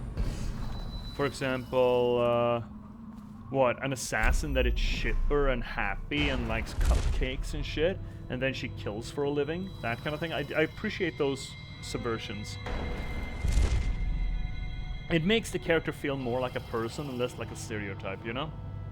Is the rune gonna be in the apartment? I think it is. Maybe we need to go in there. Probably is, and then we're gonna kill Timsh. Is it? Yeah, it's in there. It is. Can we jump across here? Woo! Fucking almost. Oh, I'm sorry. Oh no. Cultist scribblings? This one was a teacher. She used to teach the children about the black-eyed one she saw in her dreams. No one knew, but then one of the children went into a trance and began to cry her name. Then the overseers came.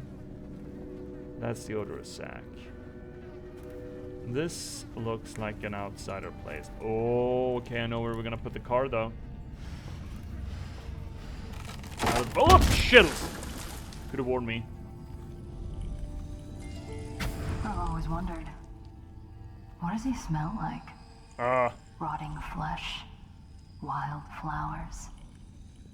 Does he ask you questions? I wonder when he'll speak to me. Are you just gonna stand there and watch, you voyeurist? Okay, I guess. Here's one last lesson, for old time's sake. The barrister was a champion at finding his enemies' weak points, but he didn't see Delilah as a threat until it was too late. No one's watching Delilah now except you. And me, of course. I see everything. I see forever. And right now, I see a man walking a tightrope over a sea of blood and filth. The Empress is dead, and the water's rising. You left a mess on the killing floor, Dowd. I guess you know by now these things have a way of catching up with you. But maybe you're past caring. You'd better hurry. You're running out of rope. Okay. You were in a daze. I hope it was enlightening. I feel still that it's a fucking shame that Michael Madsen doesn't get more to do in this game. Here we go. Gave her the world. Bleed on the card, I guess. Or you're cutting through the leather gloves? Can't you just take off the fucking gloves? I guess not. Okay. Can I get my fucking thing now? Burn the body, the bloodied card in the hearth of the man who dreams of being lord of all. Timsh, I'm assuming?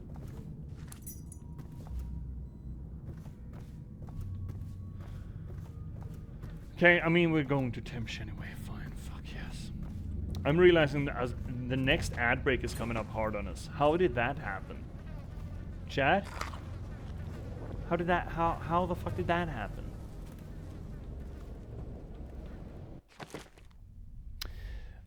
We might as well do that, then we're gonna tip off Timsh, yeah? I'm sorry. The hour's just running away from me here.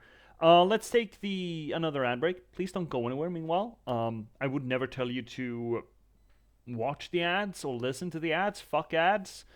They're necessary evil. Well, they're not necessarily, but they're forced upon us by Twitch. Twitch is gonna have its pound of flesh. I wouldn't ever suggest that you listen to them, but keeping them on does help the channel, so I'll leave that with you. We're going to be gone for 3 minutes, and then we'll be back with more Dishonored. Please don't go anywhere in the meanwhile. While you wait, and if you get bored, please remind yourselves that why we're all here. I'm here to promote my own work. Speaking of ads, my book, see, I'm a writer. I've been a novelist for the past 10 years, and I started streaming to try to promote this internationally, to an international audience, to the people who are most likely to want to enjoy it. The Last Box, a cyberpunk thriller about the spontaneous eruption of sapiens and a random slot of gaming code. So please check it out. There is a free sample of it on the first link down below on Amazon.com, where you can get like 50 pages almost, the first 50 pages of it, like a free preview. You can just download as a PDF. So please check that out. It's available in a bunch of places, but we'll get to it. Now, meanwhile, let's take that break. I'll see you all here back in 3 minutes, yeah? See you soon.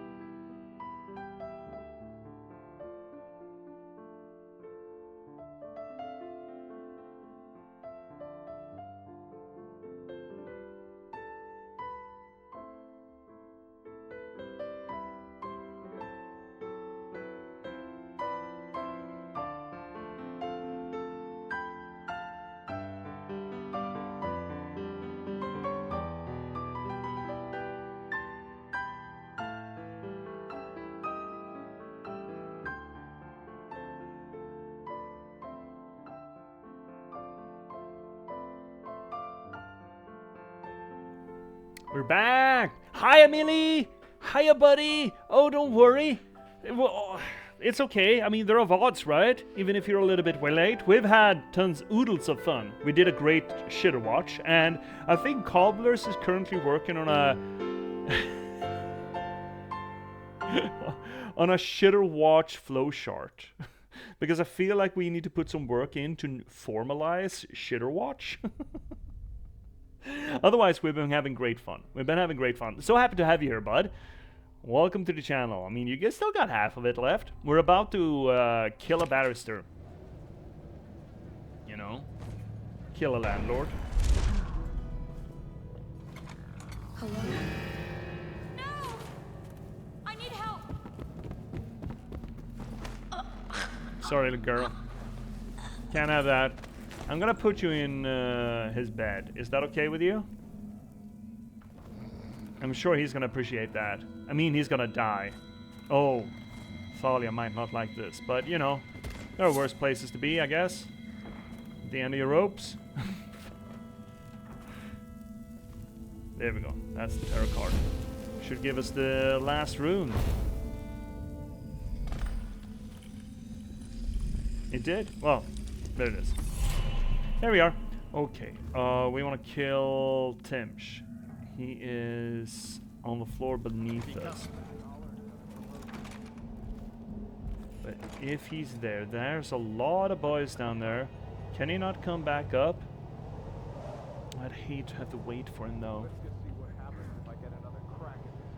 What guy? There's no guy. I don't know what you're talking about. I don't know what you're talking about. What guy? There's no guy here. Oh yeah, if only Corvo hadn't killed the Empress. Any powers worth having? As you must have a fair spare runes. Oh yeah, you're right. We probably should spend all the things. Vitality's good, agility's good.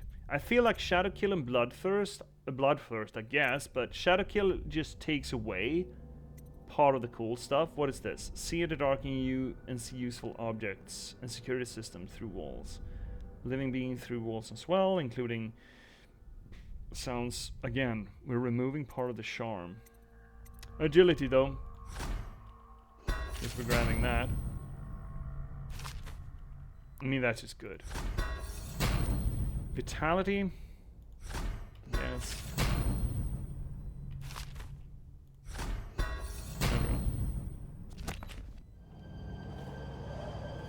No spoilers, but D2 expands on the system. Runes can be used with more than... Yeah.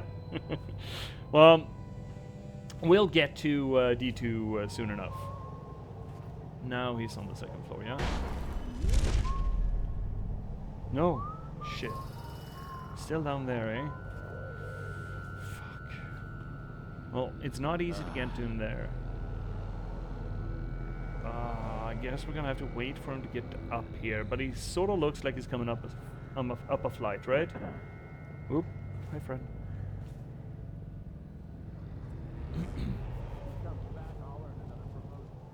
Yeah, he's coming up here. He's coming up here. He's coming up. Yeah, I'm really looking forward to D2. I'm looking forward to... Well, I was about to say voice-acted Corvo and Emily bantering, but I'm realizing that they had a chance with Michael Madsen here and just haven't been using it at all. But then, we're still technically in Dishonored 1, you know? Here it comes.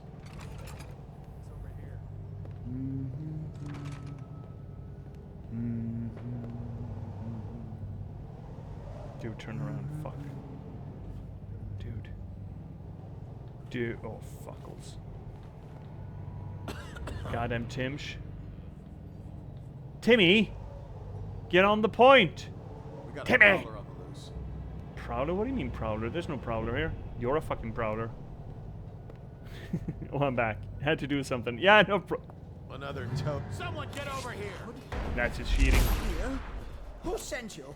Killing me won't solve anything. That's fucked. I'm back. Had to do something. Yeah, no problem. No problem there, Melee. I understand.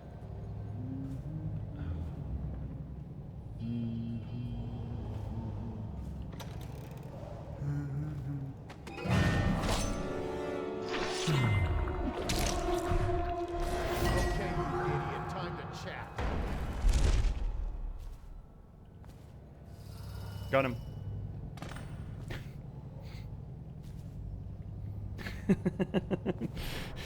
How are I? I'm fine. I'm fine. I didn't get any writing done on the book today, but I mean I had a column to write, so it's fine. It's fine. I've had a few good days writing. Actually, very good days. I feel like I have a good momentum with the current novel that I'm writing. at the moment. So I guess the big job is just keeping that. Oh, hi friends. Keeping that up. Probably not gonna be writing tomorrow, unfortunately. I got other things to do tomorrow. But back at it on Thursday, I suppose. It's going well. I'm getting a grasp of how I need to structure it, how I need to make it work.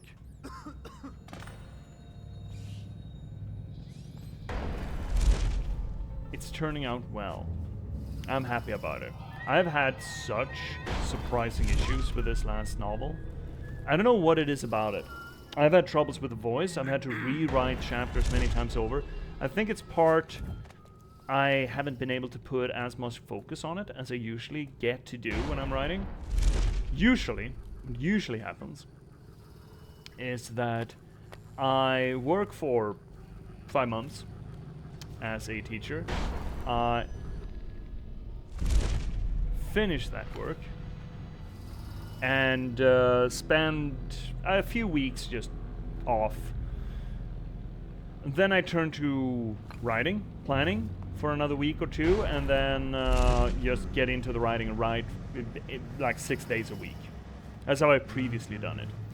But I just haven't been able to focus like that this year, which has sort of spread it out, so I haven't really been able to really immerse myself in the voice of the piece. I got a new idea for a book, and I've been just chilling, playing games and playing sports. It's good to get those ideas, right? Feels real good. Then you just need to make it happen. There's a little thing about making it happen. Hi, Billy. That's Talia. She's waiting where she said she'd be. She bloody well should be, right? Wait, how do we get up there then? From there? Wait, how do we fuck this band up? But I'm wrapping my head around this novel. It's turning out great. I think. It is a bit of a dour fucker, I'm realizing. But hopefully that is not gonna disqualify it. There we go. That's how we do it. I have high hopes. I'm not gonna be able to finish it before my study program starts though. So I don't actually know when I'll ever be able to, well, ever. I say ever. Oh shit. Can't get across there? Fuck. Oh, there we go. So I don't know really when I'll be able to finish it, and hopefully in a month or so I have some editing to do on the book that I'm gonna. Is believed to be still at large in this area. We want a nice, clean payback for what he did to the boss. A death for a death. Kill him is what I say. Dowd's a legend. We won't take chances. Not a chance. After what he did to Bundry, he's gonna beg for death before he moves. They say assassins don't feel pain. They learn how to turn it off. I've been in the Butchers 8 years. I know what makes a man scream.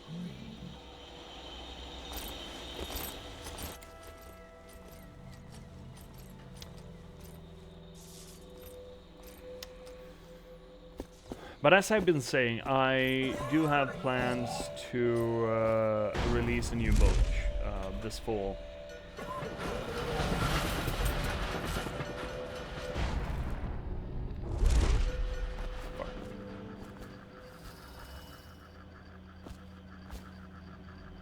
And that's going to be good. It's going to do wonders for my portfolio to have multiple works out. I mean, I have plenty of works written, you know? So I feel like it's about time to get more work out there. Probably going to have to do quite a bit of editing on the thing when I get back the beta read of it. And then I need to produce the cover for it. I have an idea, but it's going to be a lot of work. I probably should start... Nah, it'll be fine. I've got plenty of time. I want to get it done before, well, I want to get it done in time for December to having been able to order a few copies, but that just takes a few weeks, I think, to get like 40 copies of it, so I can start selling it on in December. It's gonna be fine. It's gonna be fine. Your uncle is dead. This is his will, as agreed. Uncle's dead. I've killed now, haven't I? My, how odd that feels. But you were promised information. Well, my uncle came under Delilah's spell. He was obsessed with her. Everyone knew she'd been a servant at the tower before she studied under Sokolov. She was a painter, an artist. Beneath my family's class, for certain. My uncle became infatuated. But he looked older and made us keep candles lit all night. He was afraid of the dark. One night we all went to Waverly Boyle's for a seance. It was an amusement. We didn't know what we were doing. I thought only the dead appeared at seances. But suddenly Delilah was in the room with us. My uncle nearly died of terror. She was there, but not there. We saw her as if she was very far away, standing in the old Brigmore Manor, painting at an easel, painting a name. It was your name, Dowd. That's all I know. I hope you find what you're looking for.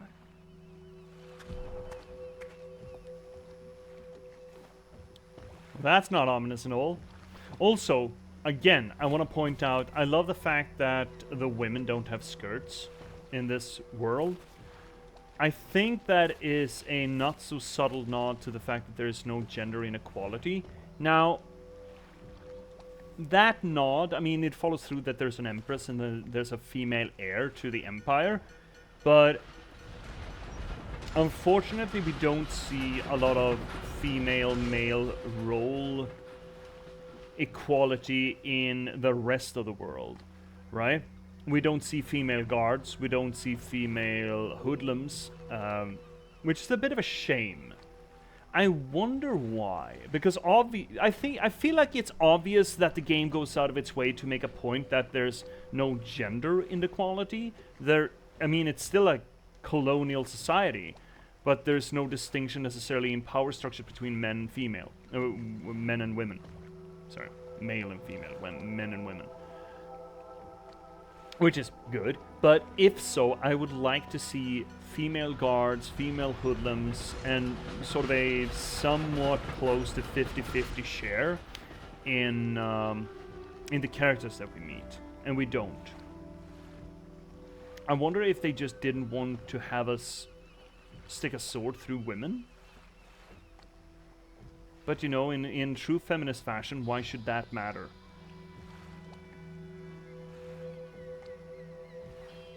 I think they just didn't go far enough with that. They made a little bit of a vague point to it, but they didn't carry that point to its natural conclusion, as it were. Oh shit, they're having a nibble. They're finally having a nibble. Took you long enough. Wow. Are you gonna be a problem, guys? Are you many enough to be a problem? Yes, you are. Okay. There we go. Now you're not a problem anymore. Okay, Billy. Let's go to the Brigmore Manor. So much for the good barrister. He had it coming, though. Men like him can never trust anyone. His own niece turned on him. Are you ready to go? Yep, let's go. Allons-y. Let's go home. Home? I thought you were gonna go to the Brigmore Manor. 2 hostiles killed. We still have overall chaos high because we went apeshit at the slaughterhouse. Otherwise we're fine. Spoke with Delilah and asked her what's it like in New York City. She didn't particularly care for it, I think. Dowd's hideout. Wait, are we gonna do a hideout thing? Delilah is a powerful witch who leads how do we know that she leads a coven? We only know that she was in the Brigmore Manor. Okay, you've returned to your hidden base in the flooded district to plan your next move. Are we gonna have to deal with that overseer attack?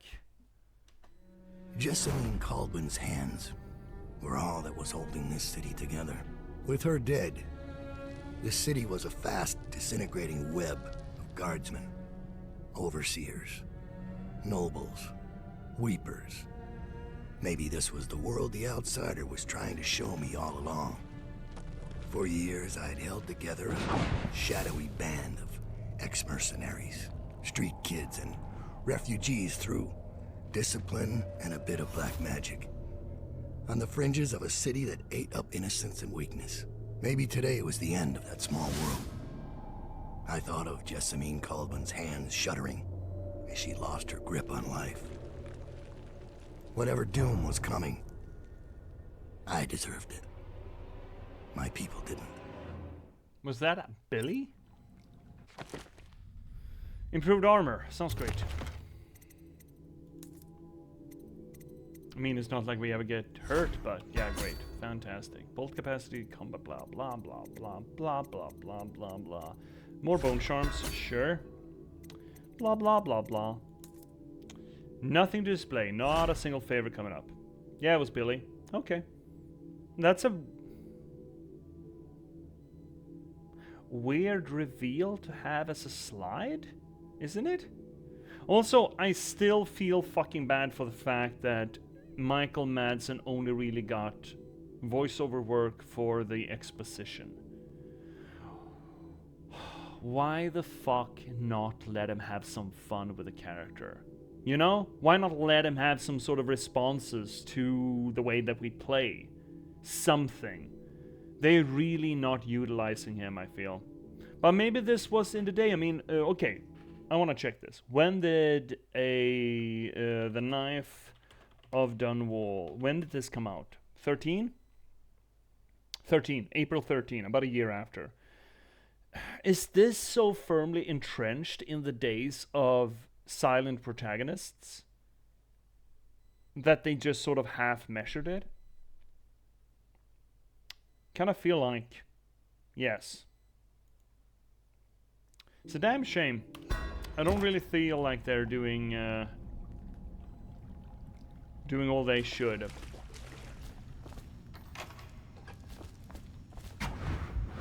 You're not Billy. Down. We've been attacked by overseers. The base is lost. No, it's not. The men are scattered. Some captured by the overseers, and the leader is in your chambers as we speak. If we can regroup and take out their leader, I believe we can still drive them back. I want to know how the bastards found us in the first place.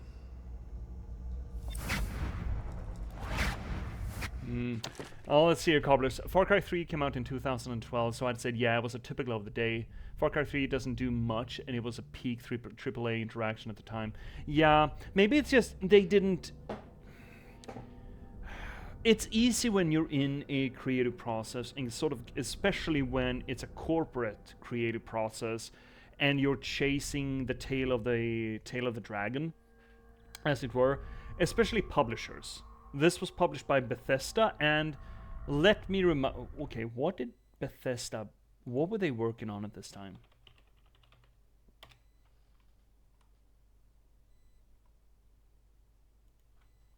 What were they working on this time? Let's take a look at their catalog. 2012 and forward. Dishonored. Wait, where the fuck are the Elder Scrolls and shit? No, not... Yeah, please, this is the one I want. This is the one I want. It's the one that I want. The one that I want. Okay, so what did they do previously? Oh, just a year before they done Skyrim. Silent Protagonist. Rage, I don't really know much about. Before that, New Vegas, but they didn't do New Vegas. They published it. Elder Scrolls Online, Wolfenstein, Evil Within. I mean, Evil Within has a fully voiced character, and that is 2014. Or is the voice character only in Evil Within 2? I don't know. I never played Evil Within. I mean, it's just... In 2000... I mean, they released Skyrim in 2011. So that's just a year before Dishonored. Then it was Elder Scrolls Online in 14. Evil Within 14. Wolfenstein New Order. Right, they published that. But published. Fallout 4 2015. So yeah, they were probably working on Fallout 4. But Fallout 4 is actually voiced. Right? It's not vastly voiced, but it is voiced. Huh. Yeah, you're right, Cobblers. Yeah. So maybe it was sort of a turn. Maybe this DLC was at that point of turning where voiced protagonists were coming along a little bit. Sort of one of the first trial runs into giving the first-person protagonist some personality.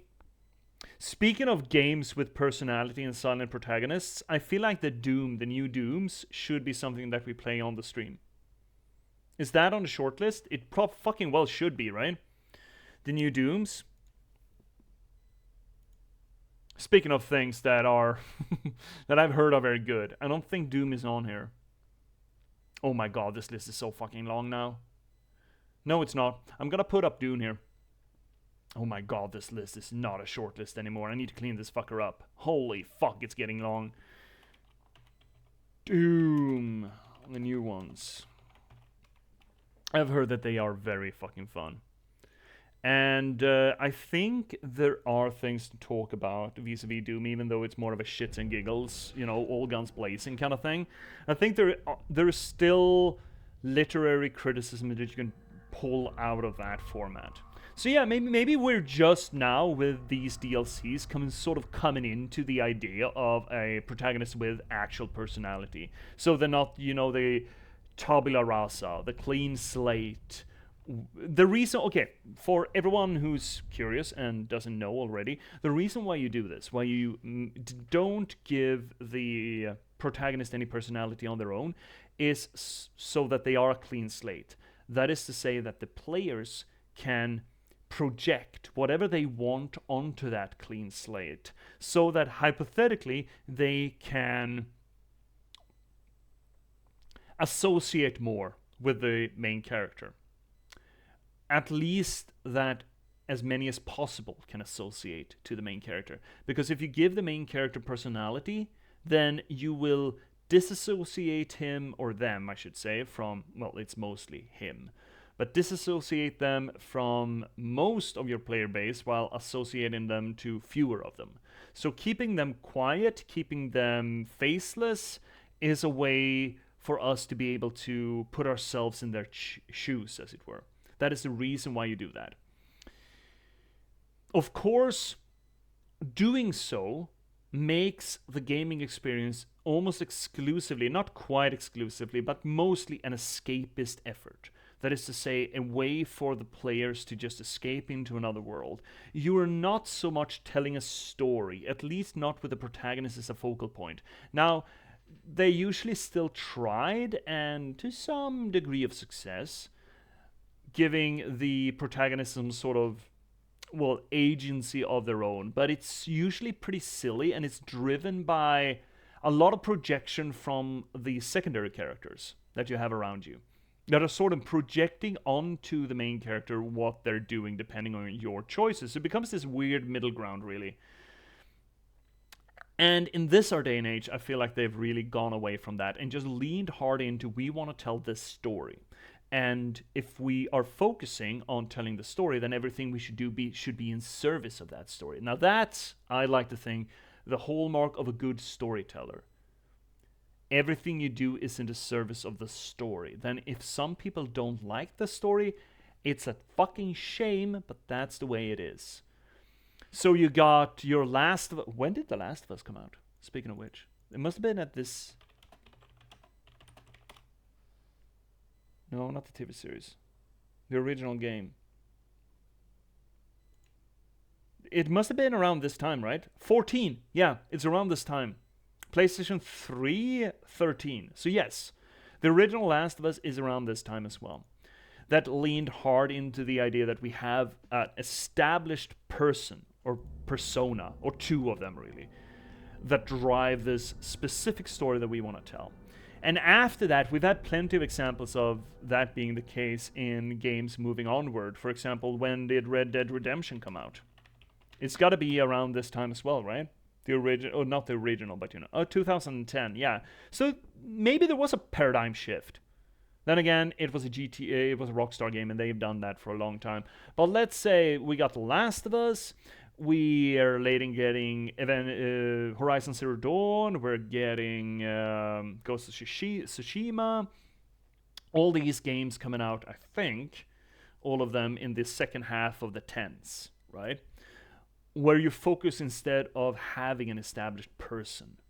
And if people don't jive with them, fuck it. But it's going to permit you to tell a much better story through that person, even though you're closing off a sliver of the window of that escapism, right? And maybe this is the transition of it. I'm going to be really excited to see how they deal with voice acting and the established persona of Dishonored 2. Speaking of which, when did that come out? Sorry. Dishonored 2. It came out in 16. And we know that Emily has a voice, right? It would be really weird to put Emily with a voice next to Corvo without a voice. Especially considering that Corvo was never meant to be mute. Now, moving onward in game design from the mid-10s and onward, usually now if you have a silent protagonist, then the game makes fun of that. It lampshades it. We know that this is a relic. We know this is a fossil of the gaming industry. But we wanted to do a silent protagonist for some reason. Probably the blank slate theorem. But the game, instead of just ignoring that, it sort of lampshades it, saying that, oh, you're a stoic silent type, and kind of making fun of the main character for it. I believe that that's the way they went with Doom, for example. That they're sort of making fun of the idea that the main character in Doom is this quiet, silent, absolute fucking brute of a person. And, I mean, I appreciate when a character is actually a character. I think it's one of those, having a silent protagonist, having this blank slate, as it were, is a hallmark of game design as opposed to storytelling. That at one point set gaming aside from other media in a way that was only meant to be immersive for the player rather than in the effort of telling a story. That undermines the storytelling of the game, and thus, considering that at least I, in most scenarios, at least in scenarios where a silent protagonist is the odd man out in the world, is a bad thing. Because if you got other voice actors, it's usually better to just let your character, have a voice and be a character in that world. Of course, there are plenty of games where there's no use for voice actors at all, like sim games like RimWorld or Dwarf Fortress or Kenshi or, any of those other ones, just immersive things. Just the whole point is it's a sandbox kind of thing. But when you have a game that's leaning heavily on your story, fucking give him a voice, man. Just make him a character. I get it. It gets more expensive, but fuck, it's better. It's just straight better. Anyway, let's get back into it. So we're gonna kill Overseers. Okay, we're going hard in on this one too. They're attacking our place. Of course we're killing them. Meeting Dode. Let's see here. Cobblers. 2005, 2015-ish. Peak game, in my opinion. Graphics reached a bit of a plateau. Yeah, that's true. Microtransactions didn't exist. Well, maybe. Not quite yet. Not in that extent, at least. But they died pretty quick, so I think they were still around. Many passion projects combined with new tech. Single-player story games were more popular than just my experience. Oh, we're talking about as late as 2005. Then you're correct, yes. Just in my experience, there are plenty of exceptions that break my rule. Yeah. I mean, that's not a bad call. That decade was... Yeah, some of the modern ideas hadn't really gotten there yet. And I feel like I saw, I think it was a tweet or a twat or a twoot or whatever the fuck you call them these days, about Battlefield 3 was sort of peak fidelity graphics. And I don't know when, I've never been much of a Battlefielder or a Modern Warfarer or a Call of Dutyer. So I can't say when that came out, but I think that's around the time. And yes, I also think that game design, as per just pushing a graphical envelope or graphical development, sort of plateaued around there. Yeah, that seems fair. Xbox 360 days, basically. Yeah, banger after banger of a game. There were videos that list the games, and it's astounding. I've seen those lists of PlayStation 2. The PlayStation 2 era of gaming has some fucking amazing things in it. Of course, they've aged poorly now, though, because that was on the step ladder below that, I think. Yeah, it would have been. It would have been on the step ladder below that. But I believe that PlayStation 2 is still the console that has sold the most consoles over the longest span of time of any of the consoles. I think. And then, I think 360 was the one after that, I believe. I believe it was PS2 and the original Xbox. I think those were the ones that competed. And then the 360 was against the number 3, I believe. I think. But I've never really cared. I mean, I lost it at PlayStation, really, at PlayStation 3, I think. But 2 was such a oh my god, 2, man. Oh, fuck. PlayStation 2 era. Holy moly. Meeting Daoud. Oh, look at this!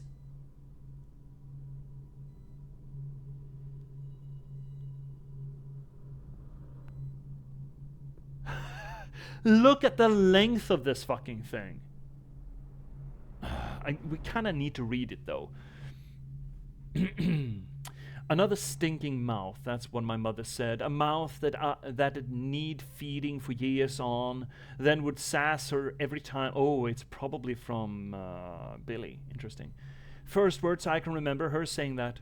When she drunk for so long that her eyes stopped working for good, drunken ocean, it seemed to me. I left the patched up shack we called home. But before heading out, I reminded her of all the times she'd put her hands on me or thrown something at my head, the night she'd rushed me like an ox and sent me down the back stairs, all the times she's told me I was just another stinking mouth. Last time I heard was her cursing me from her bed, cursing the blind dark. Running with my her pals.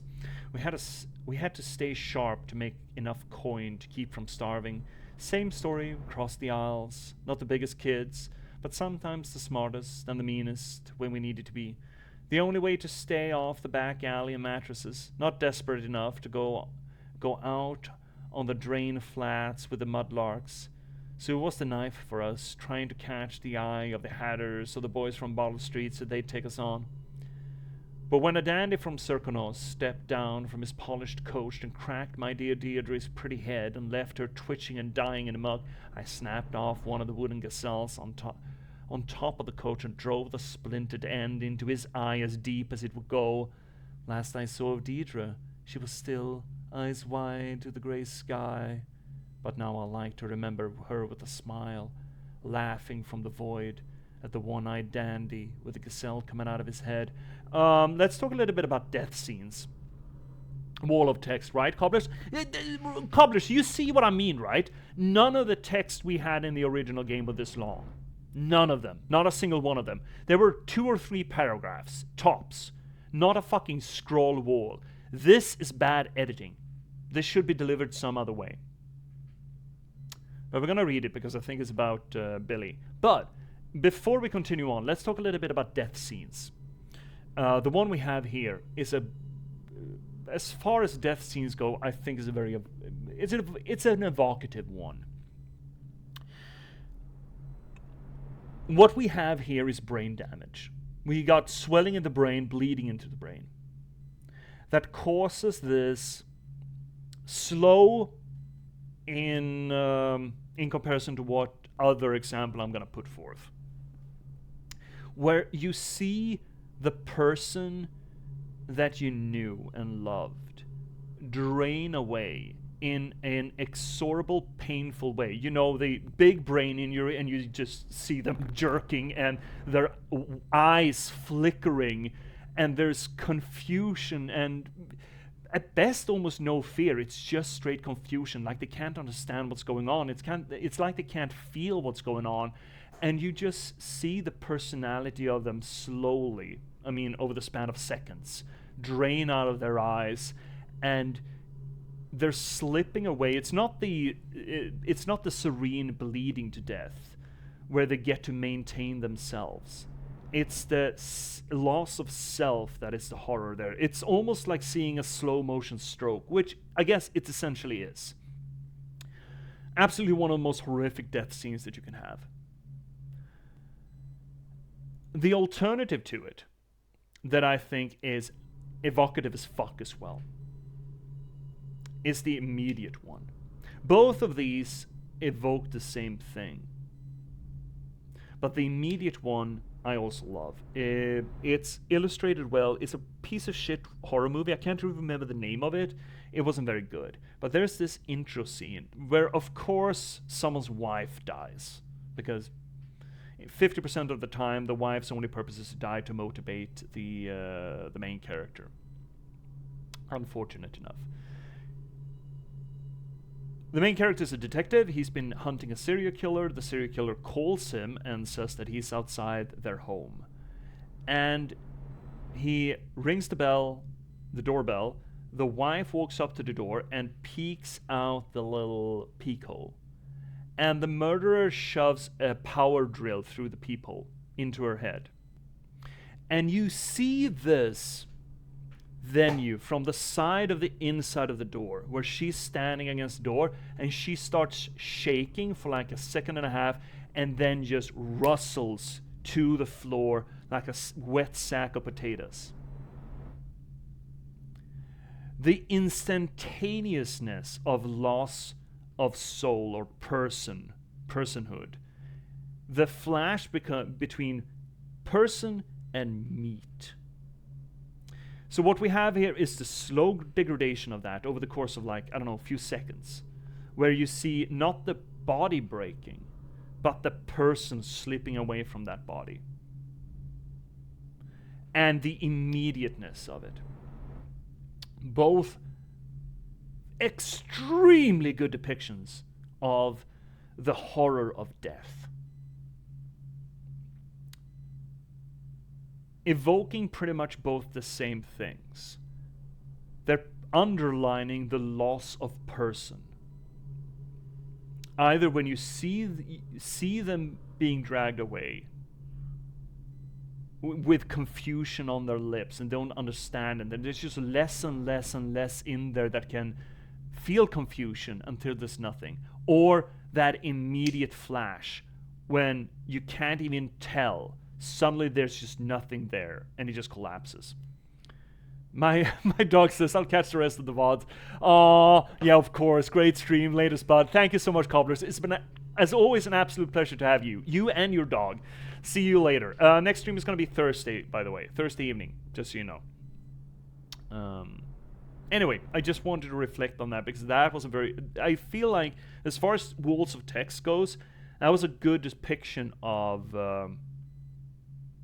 twitching and dying in a muck. Cracked her head and left her twitching. There's not much, but it's evocative. If you've seen this, either in real life for that matter, but if you've seen this in movies and TV shows, it is a absolute fucking horror show. Anyway, no one would take me after that. The City Watch made a full sweep once a week for a month, trying to catch me. Even the Grand God came from Karnaca, down in Serkonos. It seemed the dandy's daddy was the Duke of Serkonos. I was too much trouble for my friends from the old neighborhood. Anyone who saw me tried to drive me away, threw rocks to get me to leave, or tried to get a bag over my head, hungry for the reward. Even the gangs cursed me on sight. Billy's, it is Billy, I thought as much. Billy's bad luck, they'd said. Hexed. She'll make it bad for all of us. You may think I know what loneliness is. You know what loneliness is, but I can tell you, you don't. By late in the month of harvest, I had a hate inside me that would have choked most. Then I met Daoud. It was early in the dark morning, the only time I could go out. Walking the streets of the legal district, I saw them up ahead, 3 who looked like boys from the city watch, but dressed out of uniform.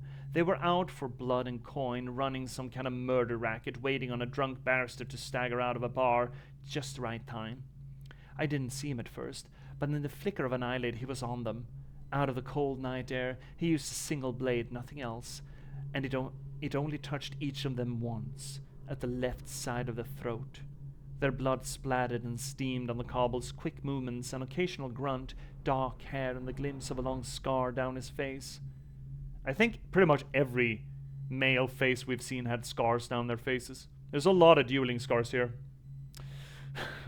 When it was over, he made for the rooftops. I'd never seen the likes of it, so I followed. I could have stayed and looted the poor bastards he left bleeding. Could have eaten for a month, most likely. But this seemed bigger. So I tried to stay up with him, tried to stay hidden without losing sight of him. All across Dunwall, into the wrecked and ruined parts. He crossed into what I... Wait, she was in Serkonos, which is another island, and she followed him all the fucking way to Dunwall? Wow. Wow. He crossed into what I could tell was his territory. Hidden sentries in odd masks. I thought I'd seen everything in the city, all the gangs, but this was something else. Clinging to roof tiles and watching from behind chimneys, I watched, then followed him into that old building. Inside was all gloom, rotted carpets and desks full of rat-eaten papers, painting ruined by the wet. There were weapons and practice dummies. Men lived here in secret, training with knives and crossbows. I lost track of him and continued to explore, but I was a fool. He'd known I was following and came up from behind. When I saw him, I froze, waiting for him to speak. I can't do a Michael Madsen. I fucking can't. I can't. Oh, maybe I can. For a little while, you followed me, found this place, and now you're not begging or running for your life. It's not a great Michael Madsen, but yeah, that's what you get. There's nowhere to run, I said, and I'm not very attached to it, to tell the truth. He came close and looked me right in the eyes, trying to see some light inside that would tell him my story. You think you're already dead inside, but I'll give you something to live for. You'll fight for me and kill people like the ones who've hurt you. I just nodded, feeling relief for the first time in months. You know what? This is not a reveal. If you're a writer and you think this is some unique backstory, it's not. It is really, really, really, really not. This is not unique in one way, shape, or form. Which, to be fair, a backstory does not need to be. It does not... It's fucking hopeless to try to be completely unique these days, but you don't need to make a unique backstory to make it work. However, if it's not a unique backstory, maybe lean on that and not demand from us this wall of text to be read to get to the point that, yeah, that's scans, that's probably what we would have expected. You don't do that. Make that a throwaway line somewhere, and we will fill in the rest. So, this screams of a writer who hasn't read a lot. That's a damn shame. Who is not, in and of themselves, genre savvy. The idea of an urchin having, bloodied her hands and then following the only authority figure that she can find. This is not news. And if it's not news, you really don't need to explain it. You can hint to it, you can allude to it, and that is enough. We will figure it out. This is dragging your readers, or your gamers. They're not intended to be readers, they're intended to be gamers. It's dragging your gamers by their nose hairs to a conclusion that surprises fuck all. That is not good storytelling.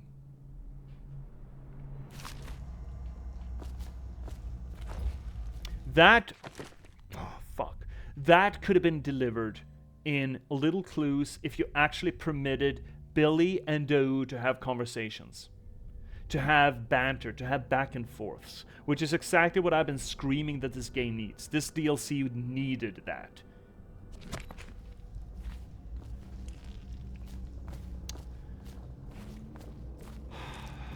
Fucking disappointment is what it is. It's laziness. We have things. We got Rune, we got Bone Charm, got another Bone Charm over there. Okay. Okay, that's fine. It's just a fucking shame, you know?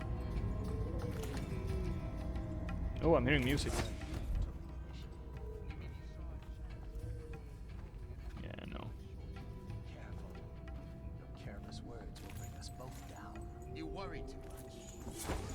No, he worries the exact right amount. Last night? Indeed, I believe so.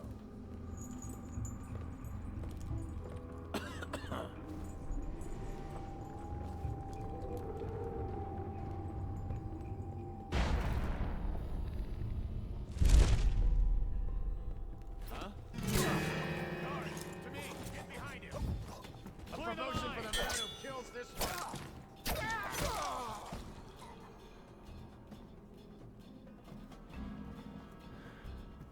Look, boys, I really don't mind some rough and tumble in here. This is my home.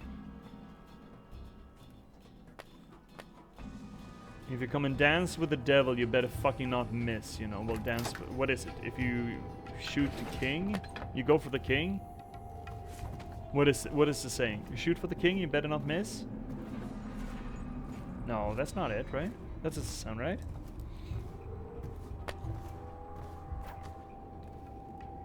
Yeah, we're having some fun with this one. I don't give a shit if I'm seen.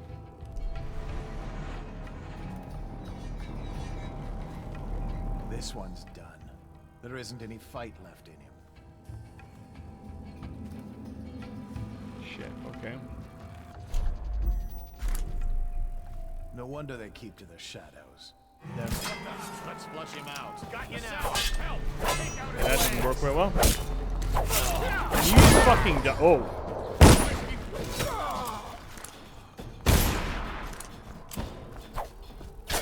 And to be fair, we could do that better. We can do that better. We can do it more fun.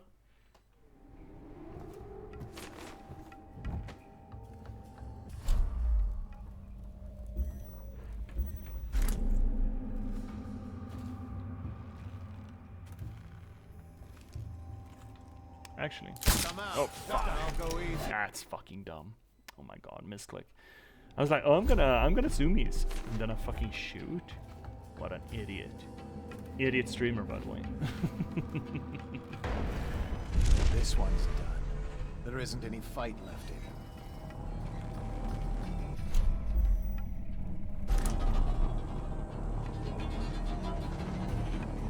No wonder they keep to the shadows. They're nothing in a stand-up fight. I want to shoot the back of his head. Well, I guess we can shoot him in the back of the head, but I feel like we can get him other ways. Stay hidden. Got you now. Guards, to me. Oh, shit, really? Really, that hurts? Fine.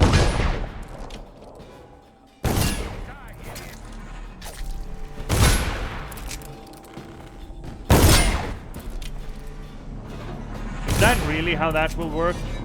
Fuck you. Okay, we need to kill him first. Okay. That hurts? How the fuck does that hurt? It's just fucking it's a bad music box. That's what that is. This one's done. Fine. There isn't any fight left in him.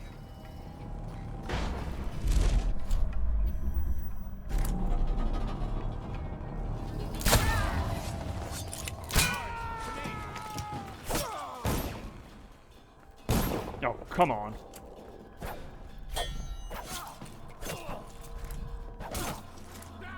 Yeah? We good? Heretical artifact. Please log this superstitious artifact. Yeah, whatever, man. Hi, buddy. Cut the rope. My hands are tied. I'll survive. Bloody well. I'll await your signal. My signal? What do you need my signal for? Just fucking go out there and get cracking, for fuck's sake. Oh, fuck's sakes, man. Oh, fuck's sakes. Alright then. Well, where did we held all the things? We got a charm over there, we got a rune over there, we got a charm over there. Nothing upstairs? Let's go upstairs. Always happy firsty. Always happy firsty. Peekaboo. Peekaboo. Bada bum bum bum. Oh, that dude is gonna die from a plunging attack. I tell you what.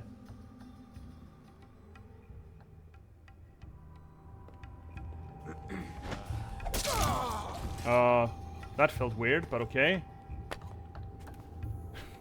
Okay, whatever, man. Oh, shit. No one's here. Jesus Christ, this feels weird. What the fuck happened there?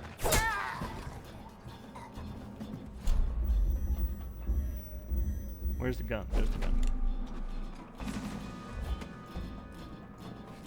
Oh. Damn it! Someone's down. When I find you, it's going to be bad. Quick, get up. Get up, stand up. Okay. Fuck. I want to get that music box, motherfucker. Thy hands not be restless. Reveal yourself. Oh, yeah. Check under everything. All right. I won't be catching this rat bastard. Are you sure? Because I'm right here.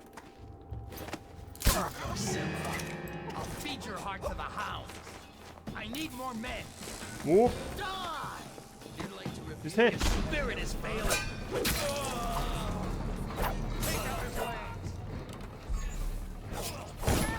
Oh, you shot your friend, bud. Ah, fuck. You shot me in the bum. He shot me in the bum. Yeah, I got a pistol too.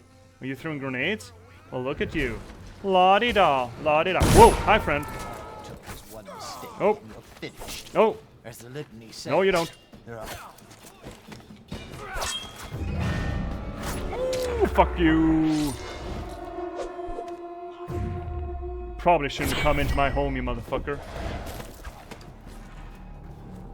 Really shouldn't have come into my home. You come into my house? Overseer Pike, I have taken the Commerce Building. A temporary headquarters has been set up in a nearby structure. My men are dealing with a number of captives that should prove to be very informative. We have achieved a total victory here, catching the enemy by surprise. The plans for a larger coordinated assault were obviously unnecessary. I am confident that Ode will show himself, and we will be in our custody shortly. Didn't go very well for him, did it? Someone's down. Let my hands not be restless. Reveal yourself. Yeah, he's the boy. Here comes the boy.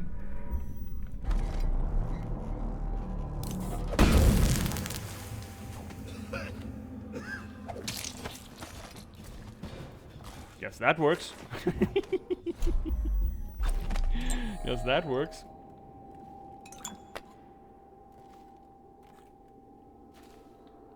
Are we quite finished here, Saz? Oh, shits. Did you touch my fucking stuff? Did you touch my stuff? I bet they touched all of my stuff. Every little thing is gonna be alright. Sleepies? What do you mean sleepies? We don't sleepy people here, we fucking kill them. Because they fucked with my stuff!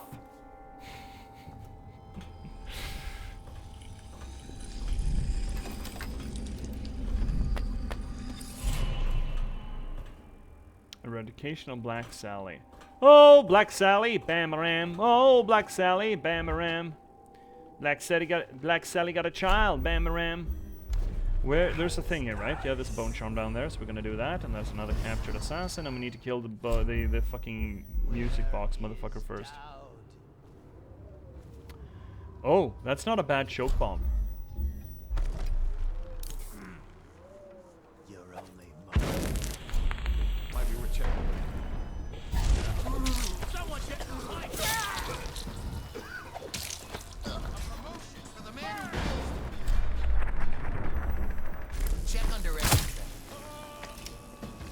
Oh my fuck.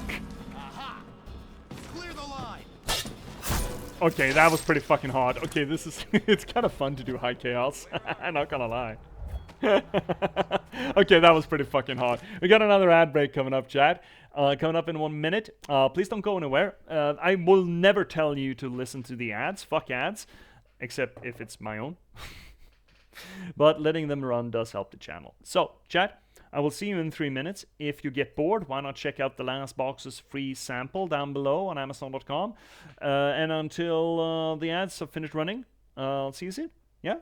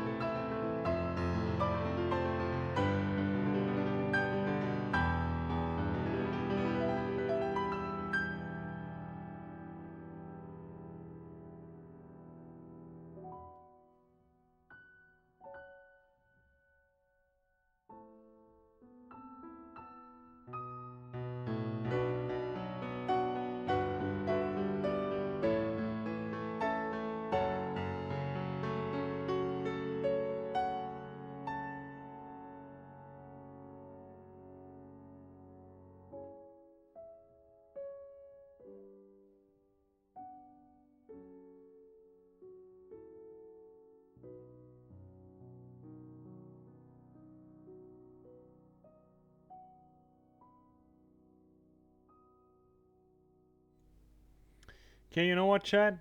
Sometimes the 24-hour news cycle just doesn't play very nice. Today is Tuesday, which means that it was column day for me. Needed to write a column. So I wrote one.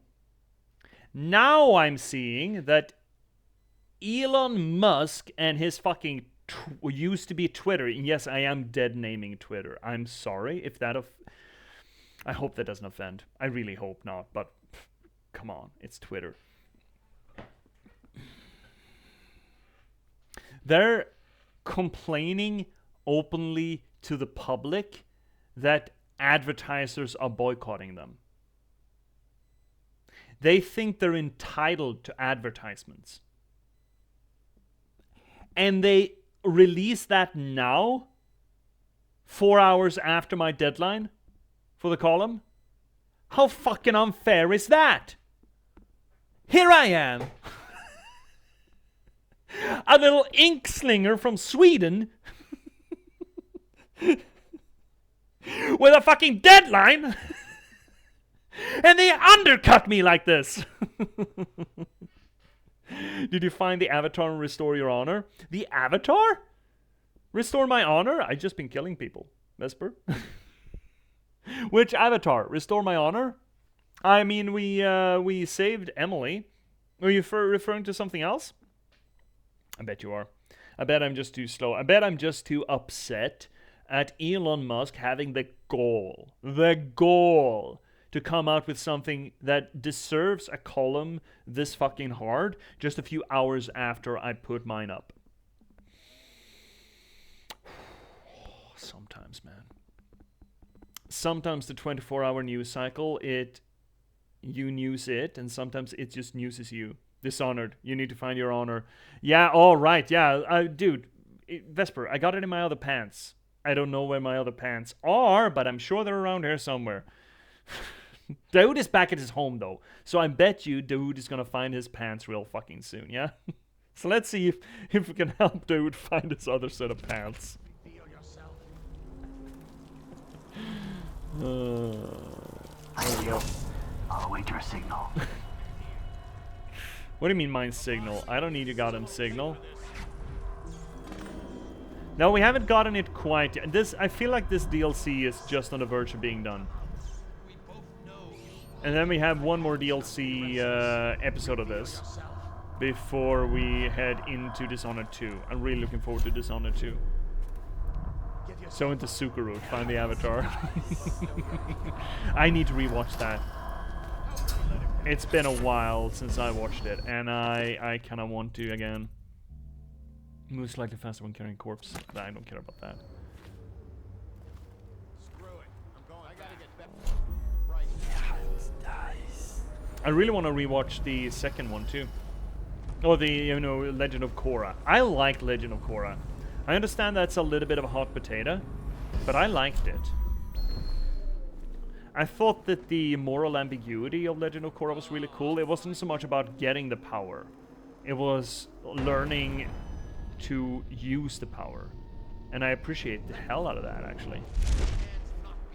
That's not to say that the first show was bad. No, I love that too. Absolutely, it's great. Just the moral ambiguity and the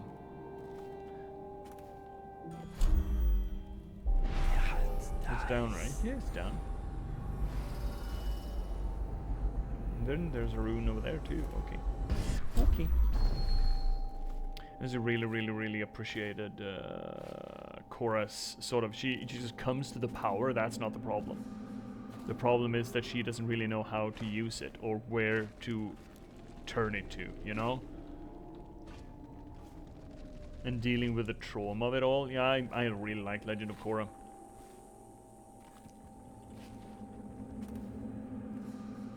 There was an open window this way, wasn't there?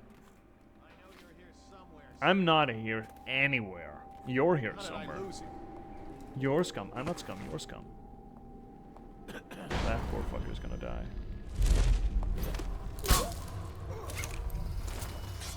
I need more men.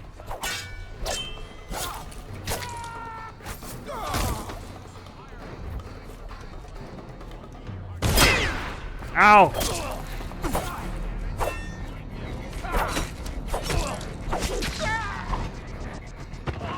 Now that's fucking unfair. The music box pushed me off the ledge. That's fucking unfair, that is. That's atrociously unfair, by the way.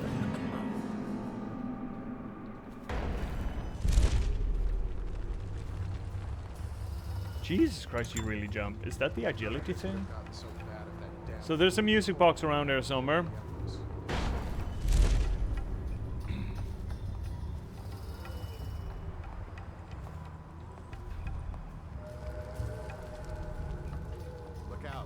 Someone skulking around. No, there's not.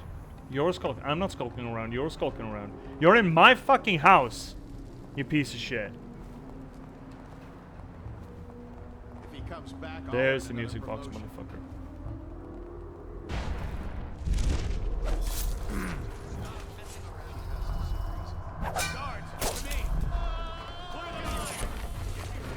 No, you don't. Don't fucking shoot at me.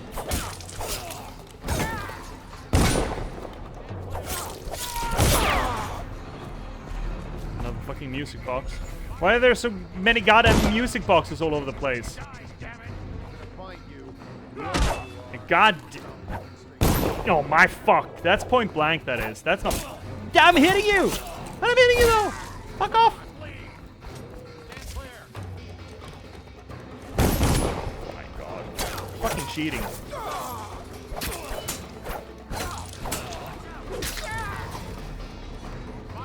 Here comes the fucking asshole again. No, don't shoot me! No! You know what? 2 people can play that game. I haven't upgraded any of my fighting shit.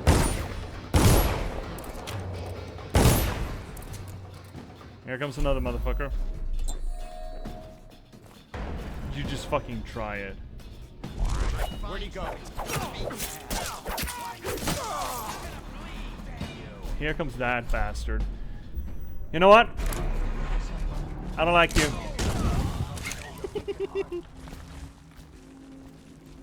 That'll do it. A little dabble do ya.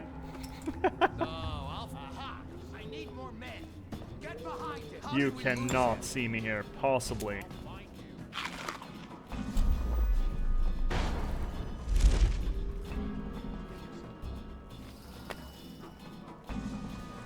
Let my hands not be restless. Reveal yourself. Your hands? What about my fucking hands? Okay, so there's a rune over there. Otherwise, we're done, right? Yes. Okay, so let's go get that one.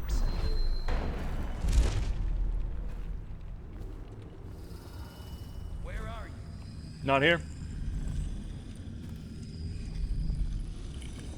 Give yourself up. Come out. We both know you're Myself? Myself? What is this supposed to be? They came from the Greaves oil refinery? Okay. This map shows a coordinated sweep of the flooded district. Nah, fuck that. But the overseers here didn't stick to the plan. Someone must have tipped them off.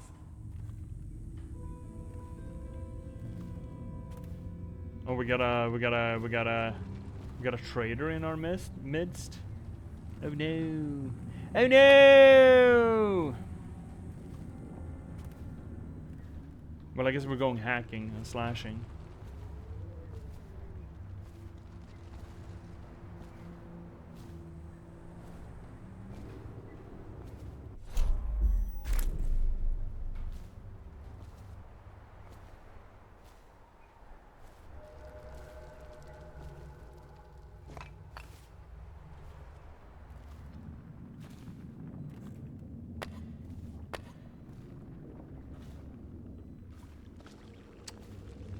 Come on.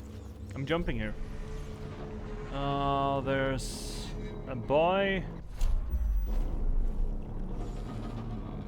No way to get a shot off from behind, and there's a boy too. Oh fuck, no, I hacked it. I hacked it up. There we go. Throw a choke bomb and then port behind him. What do you think about that? Chokies.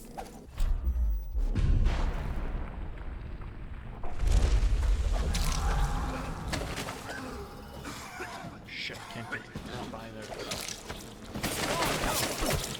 Fuck you. Yeah, what you want to do? Come on, attack me. There you are. There you are. Just a little daddle do ya. I'll survive. You fucking better. I'll await your signal. Oh, rat. Great. I got food for you back there, buds. I'm on more of my captives, yeah? Shouldn't be that hard, should it? Fucking should it? Okay, fine, let's pop a potion. Oh, the bars are down. No! Well, skibbity toilet. We'll just skibbity toilet up this wall. I don't know what skibbity toilet is. Don't look at me like that, chat. I'm turning fucking 40 soon. I can't keep track what skibbity fucking toilet means. And yes, I will keep saying it because it's stupid. Look sharp. We got a prowler. There's the music man. You just want to jump down and bite him in the ass? Of course I do.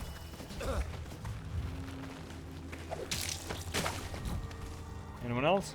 Probably. Thank you. I'll await your signal. Okay, we done? We good? We Gucci? Think so. There's more buys. Order the counterattack.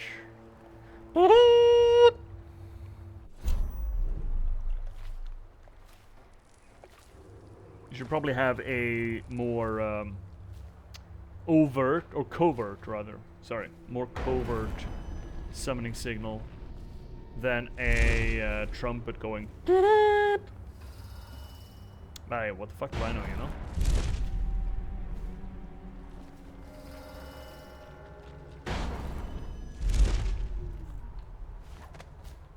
What is your will? Rip him. Kill them. No, fucking kill them. Cut them down. Master down. Every single one of them, bud. Go get.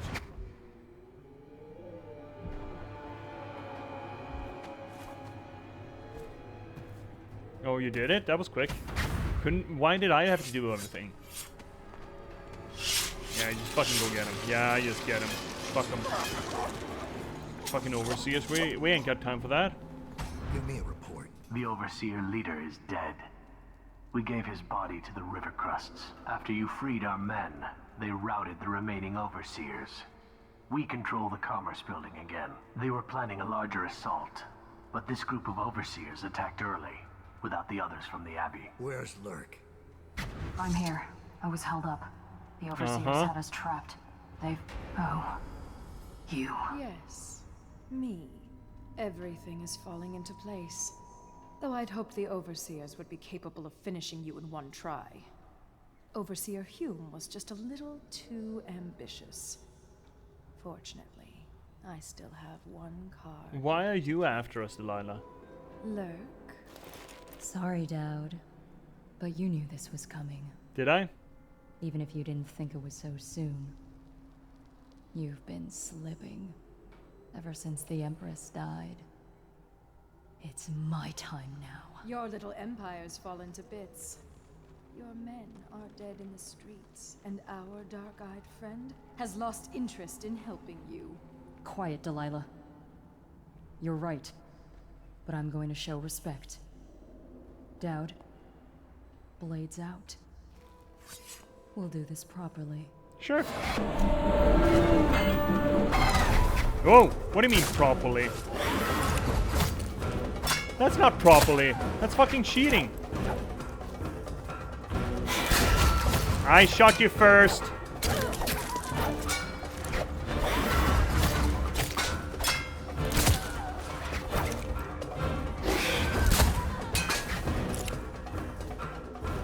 You can keep doing this all day.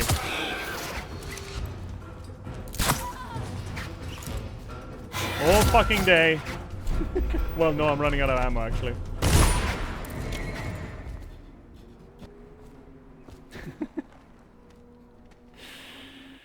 Okay, so. Big reveal, Billy's stabbing our backs. This would have felt more impactful if, again, the game would have leaned harder into the idea that Dowd and Billy had a rapport.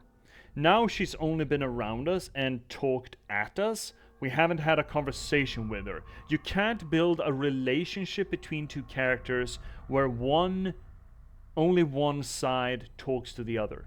Well, you can, but this is not the way to do it.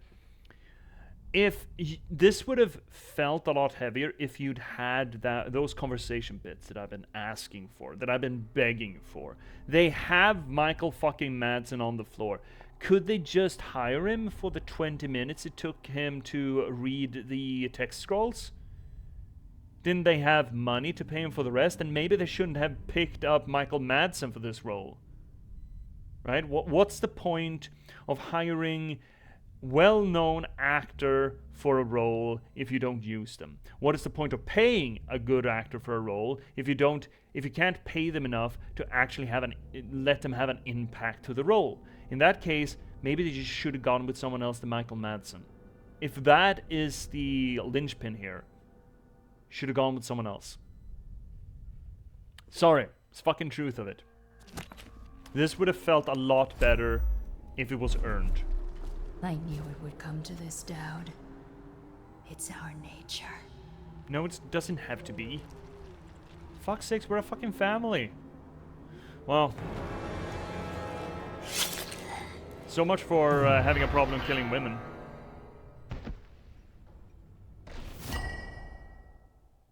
That's a damn shame.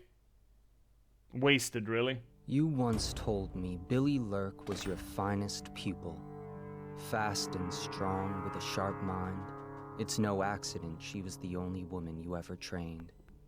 And she proved even more ruthless and deceptive than you thought. But she was no match for you.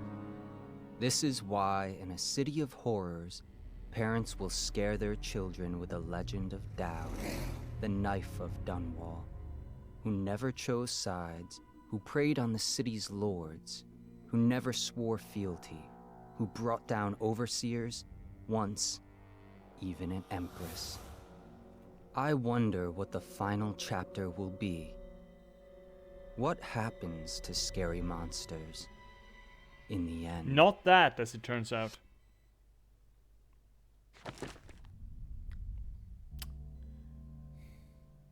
We killed 39 people in that one? Holy fuck.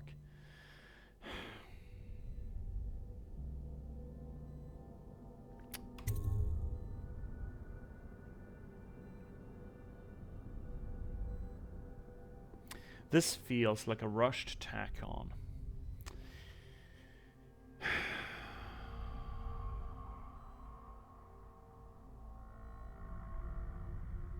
Yeah, you know what?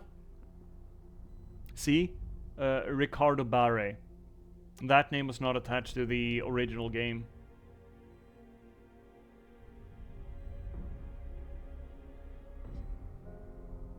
Here's another question. Why is Delilah after us?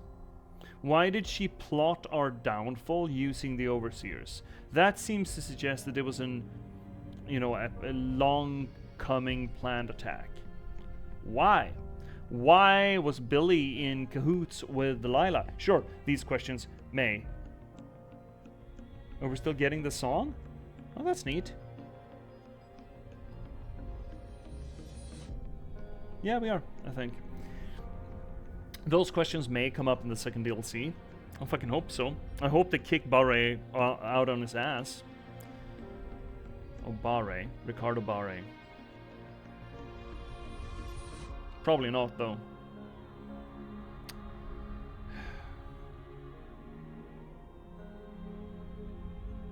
That thing felt rushed.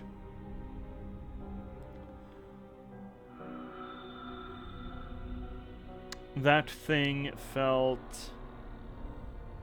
I mean, again, compared to the original game, it felt cheap. Which obviously is a DLC, right? And maybe we've been spoiled for quality of DLC. We've had a penchant these past few years where the DLC is low-key better than the original game.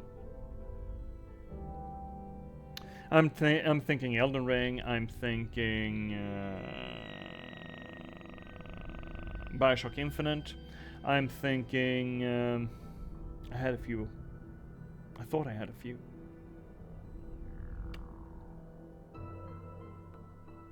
Come on, chat. Fuck. I had a few others. Anyway, there has been Far Harbor, if you're gonna go by Fallout, right? Far Harbor was great.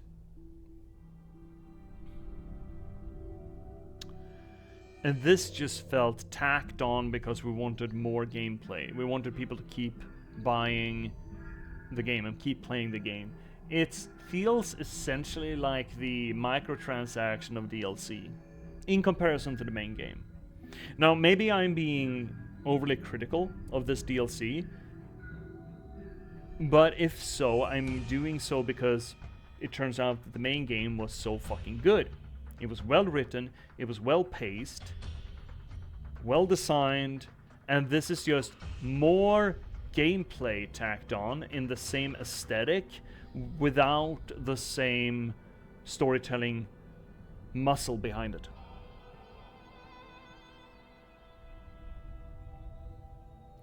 We didn't really get much on Delilah, really. I feel. We dreamt of Delilah, we were curious, and suddenly it turns out that we sort of stumbled into a conspiracy to bring us down for some reason. Delilah's... We talked a little bit about villains at the end of the original game, the main game, where I mentioned that, yeah, I didn't think that the Spy Master was a terribly good villain. I didn't think that the High Overseer was a terribly good villain. But it turns out that those were just lampshades. They were not the real villain. The real villain was Havelock, and that was a great villain. We had a chance to build a rapport, we had a chance to build a relationship, we had a chance to get to know them, get to know their motivations, understand the villain. And the idea that he wasn't built as a villain. He was built as a quote-unquote hero, kind of, at least as far as this game or this game world permits, that just went too far with their logic. They made sense. They just went along with their sense-making too far.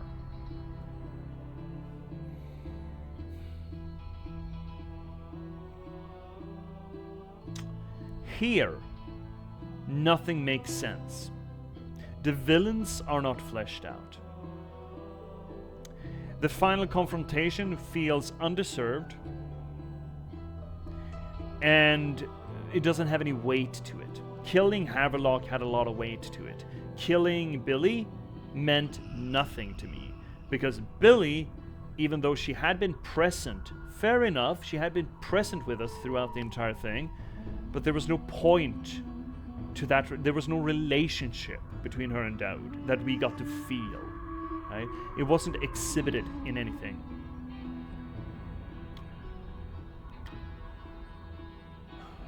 We didn't have a relationship with Delilah either, even though, as I mentioned during the stream, early in the stream, we had an opportunity to sort of build a relationship there.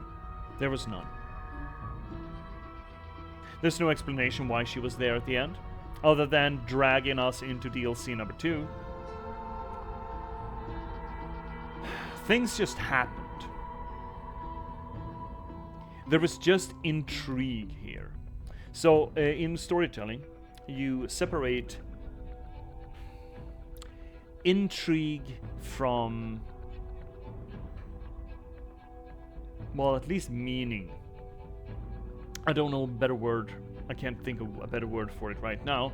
But the intrigue is just events following one another. That's what intrigue is. That's all it is. It's what happens after another thing. But you take your most favorite pieces of fiction and just repeat what actually happens, and you will find that there's not a lot there. Take Star Wars Episode 4. Droid runs away with a message, lands with Kid. Kid finds Mentor. Kid goes on quest to rescue Princess, gathers allies, confronts adversity, fails, comes back with more allies, succeeds, saves the Princess, saves the day. That is not interesting. None of that is interesting. None of that will keep your attention. right? The devil's in the details. The devil's in the relationships. The devil's in the performance or the craftsmanship with which that is put together. The stitching, the upholstery, all of that stuff. The stuffing. That's what gives a story meaning. A story just telling what happens, if you just tell the intrigue, it quickly runs into the problem of you trying to retell a dream that you had, essentially. Oh, I was in a car, and then I was in a blimp, and then I had a knife, and there was a rat who told me to eat a melon. It means nothing. It's one of the most dull things that you can imagine, unless you have context for it. Unless you know the person well enough. You know the tapestry that the person is telling through their dream. Then you have a chance to create meaning out of that. None of these characters mattered. Daoud didn't matter, other than he was in the original game. But remember that in the original game, he is really just one mission set piece. He has very little character there as well.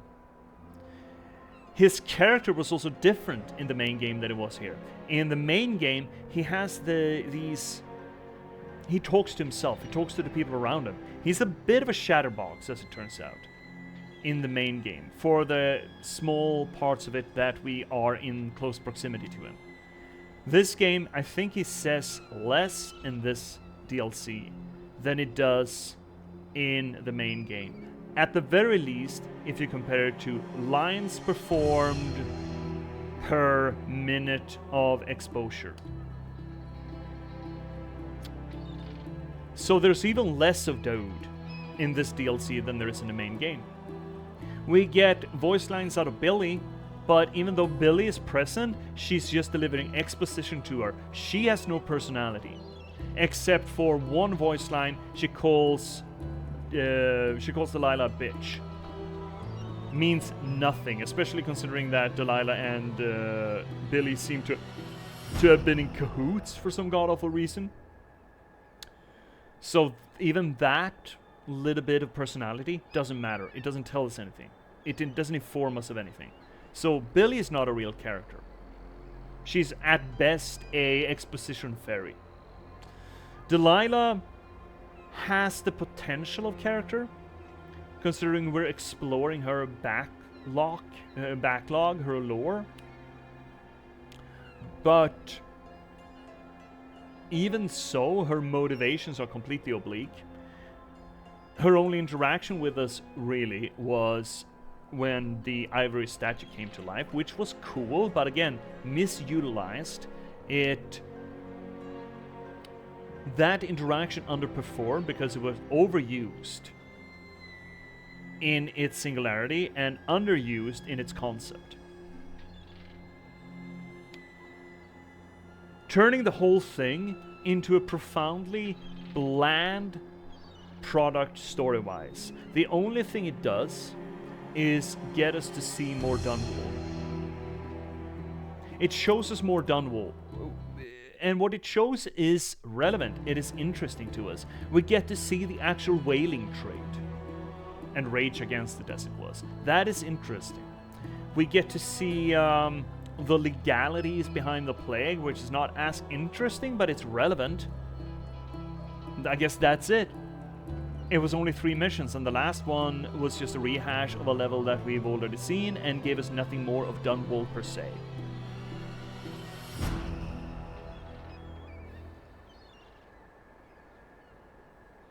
No, you know what? I'm willing to go down on the hard line that this was not a good DLC. It did fuck all for the story. Other than set up Delilah as a villain. Or even the vague echo of a villain. Which I think we're gonna get into more in the second installment. I'm having hopes for that, more so than this one. I am thoroughly disappointed, however, with Daoud. I am thoroughly disappointed with how they threw away Billy. They had a character, they had a backstory, they had a voice actor for them, They had opportunity in the story structure and storyboarding for her to mean something. Imagine if they'd actually built it up that Daoud considered her to be a little bit of the daughter he never had. And imagine that she had performed some sort of disappointment that, Daoud, you're slipping. Why should the murder of this woman matter? Maybe even, yeah, pull on that gender thread. Imagine if Billy harangued Daoud a little bit, saying that, well, why should it matter? Why should it matter that it was a woman that you killed? Why should it matter that it was an empress? Pull both the gender and the class thread on that. How many people have you killed that were lesser than an empress, Daoud? Why should an empress matter? Let her push that. Let her get her wind in. Let Daoud respond to that. Maybe even let Daoud treat her like a child, to even more hammer home the idea that he considers her his daughter. All of that would have made this betrayal so much more impactful. It would have meant something. It would have meant something if Daoud raged against her. Why did you have to do this? I considered you my daughter. And then have to kill her. Suddenly, Daoud has an arc. Suddenly, Billy has an arc. And you would have needed to do nothing about the gameplay structure in this DLC. All you would have needed to do is had some actual goddamn writing between Daoud and Billy. Some actual conversation. You even have the scenes for it, right? She keeps blipping around the entire DLC at our coattails. You have so many chances. She keeps blipping in. She apparently has the power of blink even better than we do. She can pass through walls and everything. She's just there whenever she needs to be. She has so much opportunity to actually have interaction with Daoud. And they just chose not to. Now, again, I think this is the case that they couldn't pay Michael Madsen to be in the booth enough to put in the work to create that conversation. Obviously, they had what's her name? Wu. Was it Christy Wu? No, right? Was it? Who was it? I'm looking in the wrong place here, bud. Really looking in the wrong place there, bud. Anywho, well, there we go. Here I can look. Her name was Christy Wu, yeah. She got a lot of space, but again, she didn't get to say anything of value. She didn't get to say anything of substance. She just delivered exposition and scouting reports to us. That's all she did. She told us where to go. She pointed a big-ass arrow in the direction where the game wanted us to travel. And she said bitch to Delilah behind her back. Such a goddamn waste. It's not just the fact that it's not a good story, it's the fact that it could so easily have been. It could so very easily have been a good story. It could have so easily been a good DLC, at least informative. This DLC informs us of fuck all. Other than maybe setting up the next DLC, which in turn will set up Dishonored 2, I think.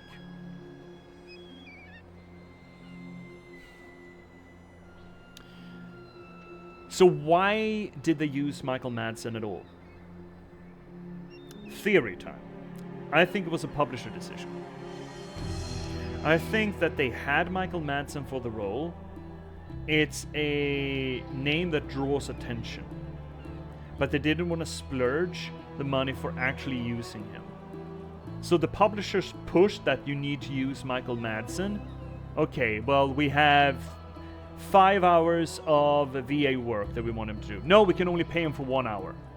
Excuse me, what? But the story is for 5 hours of VA work. Yeah, but we can only pay him for 1, so make do. Okay, I guess we have to scrap it. Other than the writers just being incompetent and not knowing what the fuck they're doing, that is a possible explanation of this, I'd say.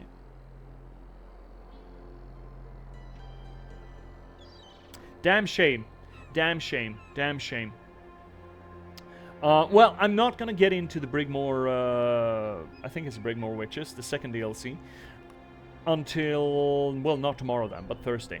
until next stream. I'm not gonna start it up when we only have like 30 minutes left. I'm gonna tie it off early in that case. I'm sorry, but yeah, let's just do that. Do we have anyone to send you on to? Okay. So yeah, it's a bit of a shame, bit of a damn shame, really. I can stomach a bad product. I can make fun of a bad product. What really grinds my goat is when not only is it based on a previous good product, the Dishonored 1, which was very good, but also that the bones are there to make this good. It would have been so fucking easy to turn this into a good thing, or at least a okay thing. And instead they didn't put in the work, or put the money in it. I don't know. Vice versa. One of them. Or both. Maybe they didn't know how devastating it would be if they didn't get Michael Madsen in for more takes. I don't know. That's really fucking frustrating. You can't even really make fun of it. It's just fucking sad. It's just fucking sad.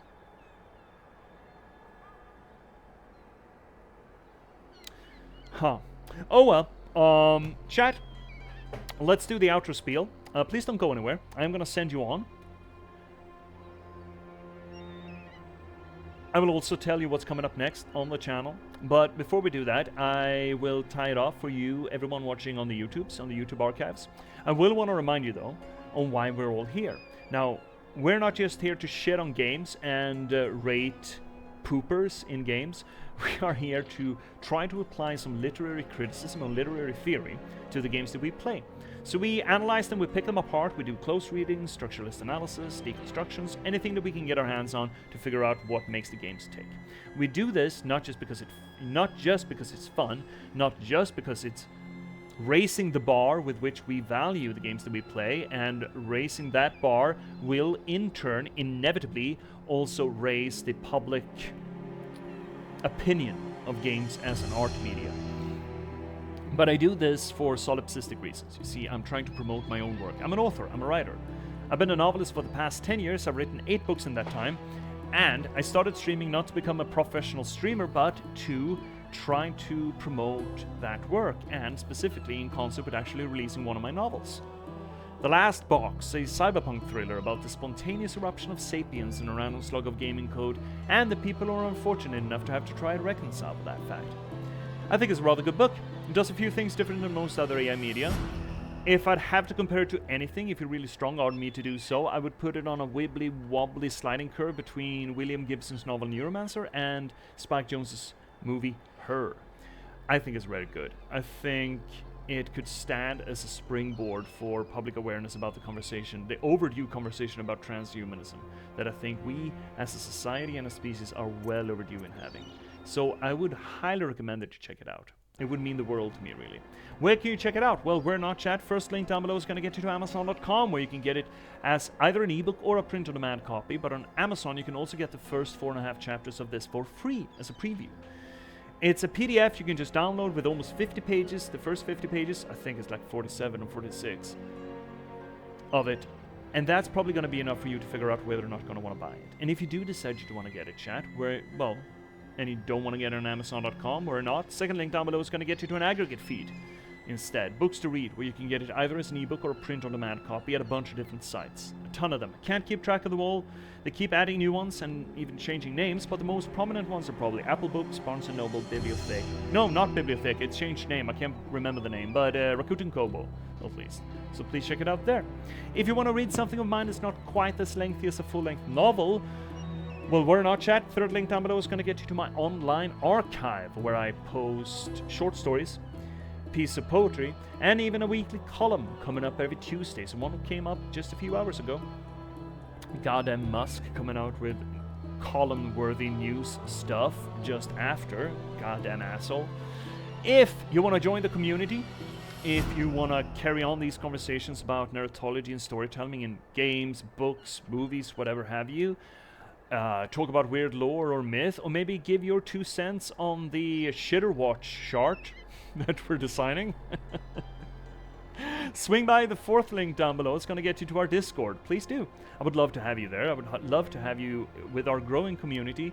And on Discord, you can also give me suggestions on either what you'd like to see me play on the channel or what bells and whistles you'd like to see either here on Twitch or on the Discord itself. If you want to give a little bit of a kickback for the work that I do here on the channel, well, primarily buy the book. Read the book or refer the book. If it's not your jam, maybe you know someone who would like it, and that would help a lot too. I mean, the whole point is distribution, getting this thing out there. And if you know someone who's just gagging for some cyberpunk thriller or AI stories or any which way have you, refer this book to them. Give them as a gift. Whatever the hell works, really. Or review the book. That really fucking helps, because as it turns out, the internet runs on reviews, and if a thing is not reviewed, it doesn't exist. So reviewing this thing really fucking helps. Tell the algorithm god that it exists, and more people will find it. It's as simple as that. But if you don't want to do any of that, or you already have, and you still want to give a little bit of a kickback for the work that I do, well, 5th link down below is going to get you to my Buy Me a Coffee page. It's essentially a Patreon, but it's more focused on one-time or smaller inserts. It's there if they see the work that I do and figure, dude's pretty cool, I'd like to buy them a beer. Now you got the opportunity. Now, all that being said, Twitch chat, please stick around. I will send you on, but YouTube, I'm not gonna keep you around for that. So until next time, YouTube, take care of yourselves, take care of the people around you, and you know what? Fuck being nice. Nice is just usually platitudes and lies and bullshit to make yourself feel better, but do try to be kind. It's important in this our day and age, especially in this our day and age. So hopefully you'll find something interesting in the bubbles that are hovering around here somewhere, and click yourself onwards and scour my archive for what it's worth, and I will see you, well, in one of these little bubbles, I suppose.